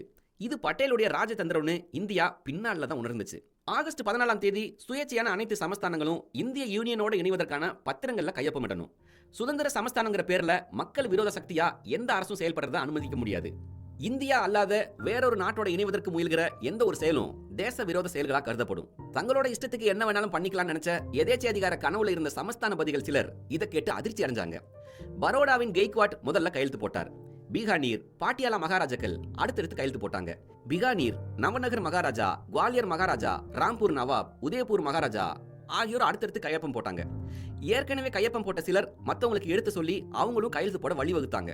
3 சமஸ்தானங்கள் தவிர மற்ற அனைவருமே குறிப்பிட்ட தேதிக்குள்ள இந்திய யூனியனோட இணைஞ்சிட்டாங்க. இது நடைபெறாதுன்னு தான் பலரும் நினைச்சாங்க. ஆனா காஷ்மீர், ஹைதராபாத் ஜூனாக தவிர 500க்கும் மேற்பட்ட சமஸ்தானங்கள் இணைஞ்சிருச்சு. இது மாயமா மந்திரமா? எல்லாருமே ஆச்சரியப்பட்டாங்க. பட்டேல்ங்கிற ஒரு மாவீரன் ஒரு துளி ரத்தம் கூட சிந்தாமையே 500க்கும் மேற்பட்ட மன்னராட்சி பகுதிகளை மக்களாட்சியோட இணைச்சிட்டத இமாலய சாதனைன்னு சொன்னாங்க. அப்போ எதிர்கால சுதந்திர இந்தியாவை பத்தி பட்டேல் மிக தெளிவா சிந்திச்சு வச்சிருந்தாரு. அதை தீர்க்க தரிசனம் கூட சொல்லலாம். சமஸ்தானங்களோட பிரச்சனையை பத்தி பட்டேல் அளவுக்கு பிற தலைவர்கள் சிந்திக்கல. பட்டேல் மட்டும் இல்லாம போயிருந்தா சுதந்திர இந்தியா உள்நாட்டு போர்களின் கூடமா மாறி இருக்கும். பெரிய அரசுகள் சின்ன சமஸ்தானங்களை முழுங்கி இருக்கும். மத்திய அரசு செயலற்று போயிருக்கும். இத்தகைய அவல நிலை வராம பல பேருக்கு என்ன நடந்தது, எப்படி நடந்ததுன்னே தெரியாம மிக தீவிரமா செயலாற்றி பாரதத்தோட மானத்தை காப்பாத்தினாரு சர்தார் வல்லபாய் பட்டேல் அவர்கள். அவருக்கு துணையா VP மேனன், HM பட்டேல் 2 பேரும் ராப்பகலா உழைச்சாங்க. எந்த நேரத்திலையும் பட்டேலின் ஆலோசனை அவர்களுக்கு கிடைச்சிச்சு. இணைப்பு தொடர்பாக நடைபெற்ற அத்தனை கூட்டங்கள்லயும் பட்டேல் தவறாது கலந்துக்கிட்டாரு. இதனால வேலைகள் எல்லாமே சீக்கிரமா நடைபெற்றுச்சு. அடுத்ததா இந்தியா சுதந்திரம் அடையறதும் மிச்சம் இருக்கிற 3 சமஸ்தானங்களையும் பட்டேல் எப்படி இணைச்சாருன்னு கேட்போம். அதுக்கு நாம கேட்க வேண்டியது குக்கு FM. உங்ககிட்ட பேசிட்டு இருக்கிறது சேட்ட செய்து, கேட்டுட்டு இருக்கிறது 2 காது. அவரை நாம இரும்பு மனிதர்னு அன்போட அழைச்சாலும் அவரும் ஓய்வெடுக்க வேண்டிய நேரம் வந்துச்சு. நீங்க கேட்டுட்டு இருக்கிறது குக்கு எஃப்எம். உங்ககிட்ட பேசிட்டு இருக்கிறது சேட்ட சேது, கேட்டுட்டு இருக்கிறது ரெண்டு காது. 1947 ஆகஸ்ட் 14 இந்தியாவில் பிரிட்டிஷ் ஆட்சியோட கடைசி தினம். வழக்கம் போல காலையில் 5 மணிக்கு முன்னதாகவே எழுந்துட்டாரு பட்டேல். லோடி கார்டன் புல்வெளியில காலர நடக்கிறாரு. மேனன், சங்கர் ஆகிய செயலாளர்களுடன் விவாதிச்சாரு. பார்வையாளர்கள் சந்திப்பு 2 மணி வரை நடக்குது. 3 மணிக்கு காங்கிரஸ் உறுப்பினர்கள் கூட்டத்தில் கலந்துக்கிட்டாரு. இரவு 7 மணிக்கு புதிய அமைச்சரவை கூட்டம் நேரு இல்லத்தில் நடைபெறுது. சமஸ்தான இளவரசர்கள் காத்திருக்காங்க. 10 மணிக்கு ராஜேந்திர பிரசாத் வீட்டில் நடந்த பிரார்த்தனையில கலந்துக்கிட்டாரு. வீதி எங்கும் மக்கள் நிறைஞ்சிருந்தாங்க. பாராளுமன்ற மண்டபத்துக்கு செல்ல அரை மணி நேரத்துக்கு மேல ஆனது. வீதி எங்கும் மகிழ்ச்சி வெள்ளம். நள்ளிரவு வந்துச்சு. சுஜாதா கிருபாலனி வந்தே மாதரம் பாடினாரு. ராஜேந்திர பிரசாத், டாக்டர் ராதாகிருஷ்ணன் முஸ்லீம் லீக் சார்பாக கலி குஸ்மான்லாம் பேசினாங்க. மவுண்ட் பேட்டன் சுதந்திர பிரகடனத்தை படிச்சாரு. ஜவஹர்லால் நேருவோட புகழ்பெற்ற உரை நிகழ்ந்துச்சு. பிறகு நடைபெற்ற உறுதியேற்புல பட்டேலும் கலந்துக்கிட்டாரு. ஏறத்தாழ 2 மணி போல வீட்டுக்கு திரும்பினாரு. விடுதலை போரில் ஈடுபட்ட 29 ஆண்டுகால துயரம் விடிஞ்சிச்சுன்னு அவருக்கு தோணுச்சு. சுதந்திர இந்தியாவின் உள்துறை அமைச்சராக பொறுப்பேற்ற பட்டேல் ஒரு சில நாட்கள்ல துணை பிரதமர்ங்கிற சிறப்பையும் பெற்றாரு. ஆனா தேசம் சுதந்திரம் அடைஞ்சதே தவிர வன்முறை ஓய்வு பெறல. மேற்கு பஞ்சாப்ல இந்துக்களும் சீக்கியர்களும் இனக்கலவரத்துல பாதிக்கப்பட்டாங்க. கிழக்கு பஞ்சாப்ல முஸ்லீம்கள் தாக்கப்பட்டாங்க. 2 பிரிவுகள்லயும் உள்ள அகதிகள் பத்திரமா இன்னொரு பகுதிக்கு போய் சேர்றத நாம முக்கியமான விஷயமா கவனத்துல எடுத்துக்கணும்னு பட்டேல் சொன்னார். அது இயல்பா நடந்துரும்னு சொன்னாரு மவுண்ட் பேட்டன். ஆனா கடைசியில அது பட்டேல் பயந்தது போலவே நடந்துச்சு. 3 வாரங்கள்ல இடம் மாறும் அகதிகள்ல உயிரிழந்தோரின் எண்ணிக்கை அதிகமாச்சு. கலவரம் டெல்லிக்கும் பரவுச்சு. பட்டேல் உறுதியா அதை அடக்க முற்பட்டார். போராட்டக்காரர்கள் யாருனாலும் கண்டவுடன் சுட்டுத்தள்ள உத்தரவு பிறப்பிக்கப்பட்டுச்சு. கவனக்குறைவா இருந்த காவல் அதிகாரிகள் கடுமையா எச்சரிக்கப்பட்டாங்க. அவசர பணிகளுக்காக கலவரத்தை கட்டுக்குள்ள கொண்டு வரும் நோக்குல ஒரு குழு அமைக்கப்பட்டுச்சு. அந்த குழு 3 முக்கிய பணிகளுக்கு முக்கியத்துவம் கொடுத்தது. அனைத்தும் பட்டேலோட நேரடி பார்வையின் கீழே செயலாக்கப்பட்டுச்சு. டெல்லி வாழ் இஸ்லாமியர்களை பாதுகாக்கிறது, டெல்லியை பக்கத்து ஊர்களையும் விட்டு அச்சத்துடன் புறப்பட்ட இஸ்லாமிய மக்களுக்கு தங்கும் மையங்களை அமைக்கிறது, இதே போல மேற்கு பாகிஸ்தான்ல இருந்து வர்ற இந்து சீக்கிய மக்களுக்கு புகலிடம் கொடுக்கிறது, தவிரவும் இஸ்லாமியர்களை பாதிக்கக்கூடிய நடவடிக்கைகள் எங்க தலை தூக்கினாலும் அதை உடனே அடக்குவது என்பதும் முக்கியமா கவனிக்கப்பட்டுச்சு. இதனால கலவரம் அடங்குச்சு. நேருவும் பட்டேலும் இந்த மாதிரி உள்நாட்டு கலவரங்கள் குறித்து ரொம்ப கவலை அடைஞ்சாங்க. மவுண்ட் பேட்டன் இந்த விஷயத்துல உதவக்கூடும்னு நினைச்சு அவருக்கு முக்கியத்துவம் கொடுக்க விரும்பினார் பட்டேல். அதனால மத்திய அவசர நிலைக்குழுவிற்கு தலைமை ஏத்துக்குமாறு நேருவும் பட்டேலும் மவுண்ட் பேட்டனை கேட்டுக்கிட்டாங்க. 1947 வருஷம் செப்டம்பர் மாத இறுதியில இந்தியாவில் பாகிஸ்தானுக்கு புறப்பட இருக்கிற இஸ்லாமியர்களை சீக்கியர்கள் தாக்க போறதா பட்டேலுக்கு தகவல் கிடைச்சிச்சு. கொஞ்சமும் தாமதிக்காம பட்டேல் அமிர்தசரஸுக்கு பயணம் பண்ணார். விமான நிலையத்திலிருந்து வரும் வழியில கூடியிருந்த சீக்கியர்களை பார்த்தார். அவ்வளவு கூட்டத்திலையும் கார்ல இருந்து இறங்குற பட்டேல், உங்களோட தாக்குதல் நியாயமே இல்லாதது, இது போர்னு நினைச்சு அப்பாவி மக்களை தாக்க நினைக்கிறீங்கன்னு சொன்னார். எந்த போர்லயாவது அப்பாவி மக்கள் தாக்கப்படுறது உண்டா? நீங்க இப்படி பண்ணா பாகிஸ்தான்ல இருந்து இந்தியாவை நோக்கி திரும்புற சீக்கியர்களுக்கு இதே கதி ஏற்படாதா? யோசிச்சு பாருங்க. உங்க கோவங்களை கட்டுப்படுத்துங்க. இங்க இருந்து வெளியேற இஸ்லாமியர்களுக்கு பாதுகாப்பு கொடுங்க. அவங்க பத்திரமா போய் சேர உத்தரவாதம் கொடுங்கன்னு முழங்குறார். ஆயிரக்கணக்கில் திரண்டிருந்த சீக்கியர்கள் இந்த பேச்சினால அமைதி அடைஞ்சாங்க. பட்டேலுக்கு இதை பத்தின தெளிவும் நம்பிக்கையும் வந்ததும் கார்ல ஏறினார். காருக்குள்ள படபடப்போட காத்திருந்த மணிபன் பட்டேல் தன் தந்தையின் சிறந்த சொற்பொழிவுகள்ல இதுவும் ஒண்ணுன்னு பின்னாட்கள்ல நாட்குறிப்புல பதிவு பண்றாங்க. பட்டேல் இந்துக்களோட ஆதரவாளர்னு ஒரு தடவை ஒரு பேச்சு நிலவுச்சு. தினம் தினம் அடிச்சுட்டு கிடக்காம பிரச்சனைகளுக்குரிய பகுதிகளில் இருந்து இஸ்லாமியர்கள் பாகிஸ்தானுக்கு போயிடலான்னு பட்டேல் சொன்னதை மகாத்மா கடுமையா எதிர்த்தார். இந்தியாவில் இருக்கிற சில அதிருப்தியாளர்களால தான் இவ்வளவு பிரச்சனைகள் வருதுன்னு பட்டேலுக்கு புரிஞ்சுச்சு. ஒரு தாய் பிள்ளையா இருக்க வேண்டியவங்க இப்படி அடிச்சுக்கிட்டு கிடக்காங்களேன்னு அவர் ரொம்ப வருத்தப்பட்டார்.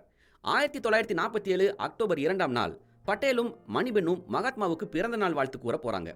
நான் செஞ்ச பாவம் தான் தேசம் இப்படி இருக்குன்னு மகாத்மா சொன்னார். பட்டேல் ரொம்ப வருத்தத்தில் திரும்பினாரு. வீடு திரும்பின பிறகு பட்டேலும் அவர் மகளும் அதிர்ச்சியோடும் மனக்கவலையோடும் இருந்தாங்க. மகாத்மா காந்தி தன்னை சந்தேகப்படுறாரோன்னு கூட பட்டேல் நினைச்சார். 1948 ஜனவரி 30ஆம் தேதி மாலை பட்டேலும் மணிபென்னும் ஏற்கனவே ஒதுக்கப்பட்ட அவகாசத்துல உரையாடிட்டு இருந்தாங்க. பட்டேல் பேசுறத ராட்டையில் நூல் நூற்றபடியே காந்திஜி கேட்டுட்டு இருந்தார். பொழுது சாஞ்சா காந்திஜி சாப்பிட மாட்டாருங்கிறதுனால பேத்தி மனு வேக வச்ச காய்கறி, சில ஆரஞ்சு சுளைகள், அப்புறம் ஒரு கோப்பையில பால் கொண்டு வந்து கொடுக்குறாங்க. அதை சாப்பிட்டுக்கிட்டே பட்டேல் கிட்ட காந்தி பேசுறாரு. பிறகு பிரார்த்தனைக்கு நேரமாவதாக உதவியாளர்கள் சொல்ல மணிபென் எழுந்துகிட்டாங்க. பேச்சு முடிஞ்சதும் பட்டேலும் மணிபென்னும் வீடு வந்து சேர்ந்தாங்க. கொஞ்ச நேரத்திலேயே ஒரு கார் வந்தது. அதிலிருந்து மகாத்மாவின் உதவியாளர்கள் பாபு சுடப்பட்டார், இறந்துட்டார்னு கத்துனாங்க. உடனே பட்டேலும் மணிபென்னும் அதே கார்லயே புறப்பட்டாங்க. பட்டேல் பிர்லா மாளிகைக்கு போய் சேர்ந்தப்போ காந்திஜியை தரை விரிப்புல கடத்திருந்தாங்க. பகவத்கீதை ஒழிச்சுக்கிட்டு இருந்துச்சு. பட்டேல் மௌனமா மகாத்மாவோட காலடியில அமர்ந்தார். நேரு பட்டேலின் மடியில் தலை வச்சு அழுதார். பிப்ரவரி 27, 1948 நேருவுக்கு பட்டேல் எழுதின கடிதத்துல காந்தி இறந்தப்போ RSS இனிப்புகள் வழங்கினதை குறிப்பிடுறார். ஆனா மகாத்மா சுடப்பட்டதுக்கு உள்துறை அமைச்சகத்தோட கவனக்குறைவே காரணம்னு சில பேர் பேச துவங்குறாங்க. ஸ்டேட்மெண்ட் பத்திரிகை மகாத்மாவுக்கு பாதுகாப்பு அளிக்க தவறிய பட்டேல் பதவி விலகணும்னு கட்டுரை எழுதுச்சு. அப்போ நேரு கிட்ட இருந்து ஒரு கடிதம் வருது. வதந்திகளையும் சில சந்தர்ப்பவாதிகளின் குற்றச்சாட்டையும் கருத்துல எடுத்துக்க வேணாம். நமக்குள்ளேயே பிளவை உண்டு பண்ண சிலர் காத்திருக்காங்க. இந்த முயற்சியை நாம கூட்டா முறியடிக்கணும்னு எழுதியிருந்தார். காயம்பட்ட பட்டேலின் மனம் நேருவின் கடிதத்தால ஆறுச்சு. உடனே நன்றி தெரிவிச்சு பதில் கடிதம் ஒன்று எழுதுறாரு பட்டேல். அதில் முதல் முறையா நேருவை எனது தலைவர்னு குறிப்பிட்டாரு பட்டேல். 30 ஆண்டுகள் நட்புறவில் இருந்த ஒப்பற்ற தலைவரான மகாத்மாவோட மறைவு உடல் ரீதியாகவும் பட்டேலை பாதிச்சது. 1948 மார்ச் 5ஆம் தேதி பகல் உணவு சாப்பிடும்போது அவருக்கு நெஞ்சுவலி ஏற்பட்டுச்சு. சில வாரங்கள் மருத்துவ கண்காணிப்புல இருந்தாரு. இத்தனை ஆண்டுகாலம் அகிம்சையை கொண்டு போராடி சுதந்திரம் அடைஞ்ச இந்திய நாடு, அதிலும் அகிம்சையை போற்றுகிற பட்டேல் சமஸ்தானங்களை தன்னோட இணைக்க ராணுவத்தின் உதவியைத்தான் நாட வேண்டியிருந்துச்சு. இறுதியா இந்தியா சுதந்திரம் அடைஞ்ச 13வது மாதத்துல சமஸ்தான இணைப்பு பணி நிறைவடைஞ்சது. அதையொட்டி அவருடைய 73வது பிறந்த நாள் ஒரு வெற்றி வீரனுக்கான கோலாகல விழாவா சிறப்புடன் கொண்டாடப்பட்டுச்சு. பிரதமர் நேரு 5 வாரங்கள் வெளிநாடு சுற்றுப்பயணம் புறப்பட்டதால பட்டேல் தன்னுடைய பிறந்த நாளை பம்பாயில் மகன் வீட்டில் கொண்டாடுறாரு. வெளிநாட்டில் இருந்தபடியே ஜவஹர்லால் நேரு தன்னுடைய வாழ்த்து செய்தியை அனுப்புனாரு. காலையில் இருந்தே பட்டேலை வாழ்த்த மக்கள் நீண்ட வரிசையில் நின்றுகிட்டு இருந்தாங்க. வீடு முழுக்க மலர் செண்டுகள் நிறைஞ்சது. மருத்துவமனையில் இருந்து சில நண்பர்களும் நேர்ல வந்து வாழ்த்து தெரிவிச்சாங்க. பம்பாய் அரசு பிறந்த தினத்துக்காக தேநீர் விருந்துக்கு ஏற்பாடு செஞ்சு கௌரவிச்சிச்சு. சில நண்பர்கள் பட்டேலின் ஓவியத்தை வரைஞ்சு பரிசா கொடுத்தாங்க. பிரதேச காங்கிரஸ் குழு வெள்ளியினால் ஆன மகாத்மாவின் மார்பளவு சிலையை பரிசா தந்தாங்க. அசோக ஸ்தூபியின் மாதிரியும் தங்கத்தில் செய்யப்பட்டு பட்டேலுக்கு பரிசா கொடுத்தாங்க. தொலைபேசியிலும் கடிதத்திலும் அவருக்கு வாழ்த்துக்கள் குவிஞ்சது. போராட்டமும் அரசியலுமே வாழ்க்கையோட பெரும்பகுதியா மாறிவிட்ட பட்டேலுக்கு தன்னுடைய நாட்கள் நிறைவடைஞ்சிட்டதா எண்ணம் பிறந்தது. மகள் மணிபெண்ணோட சேர்ந்து அஜந்தா எல்லோரோ ஓவியங்களை கண்டு கழிச்சார். தன் பிறந்த நாளுக்காக சொந்த ஊருக்கு போய் 5 நாட்கள் இருந்தார். அவரோட உடல் நாளுக்கு நாள் நலிவடைஞ்சிச்சு. இரவு தூங்க முடியாம தவிச்சாரு. நவம்பர் கடைசி வாரத்துல ஒரு நாள் தந்தையோட படுக்கையை சரி செய்யும் போது போர்வையில் இருந்த ரத்த துளிகளை பார்த்து மணிபெண் திடுக்கிட்டு போயிட்டாங்க. டாக்டர் சுசிலா நாயர் மற்ற மருத்துவர்கள்லாம் வந்து பார்த்தாங்க. சுசிலா நாயர் அங்கேயே தங்கினார். இரவு பகலா 2 மருத்துவர்கள் அவரோடயே இருந்தாங்க. நேரு வந்து பார்த்தப்போ பேசக்கூடிய தெம்பு வந்தா உங்களிடம் மட்டுமே பேசுவேன்னு சொன்னார் பட்டேல். காட்கில் வந்து பார்த்தப்போ என்ன பிரச்சனை வந்தாலும் நேருவை மட்டும் கைவிட்டுறாதீங்கன்னு சொன்னார். மருத்துவர் ஆலோசனைப்படி அவரை பம்பாய்க்கு அழைச்சிட்டு போனாங்க. பம்பாயில பிர்லா இல்லத்துக்கு அழைச்சிட்டு போனாங்க. டிசம்பர் 15ஆம் தேதி அதிகாலை 3 மணிக்கு மறுபடியும் மாரடைப்பு ஏற்பட்டுச்சு. உடனே அவருடைய நினைவுகள் இழந்தது.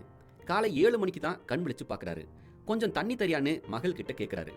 மணிபெண் கங்கை நீர்ல ஒரு துளி தேன் கலந்து கொடுக்குறாங்க. இனிப்பா இருக்குன்னு சொன்னபடி பட்டேல் மறுபடியும் நினைவை இழுக்கிறாரு.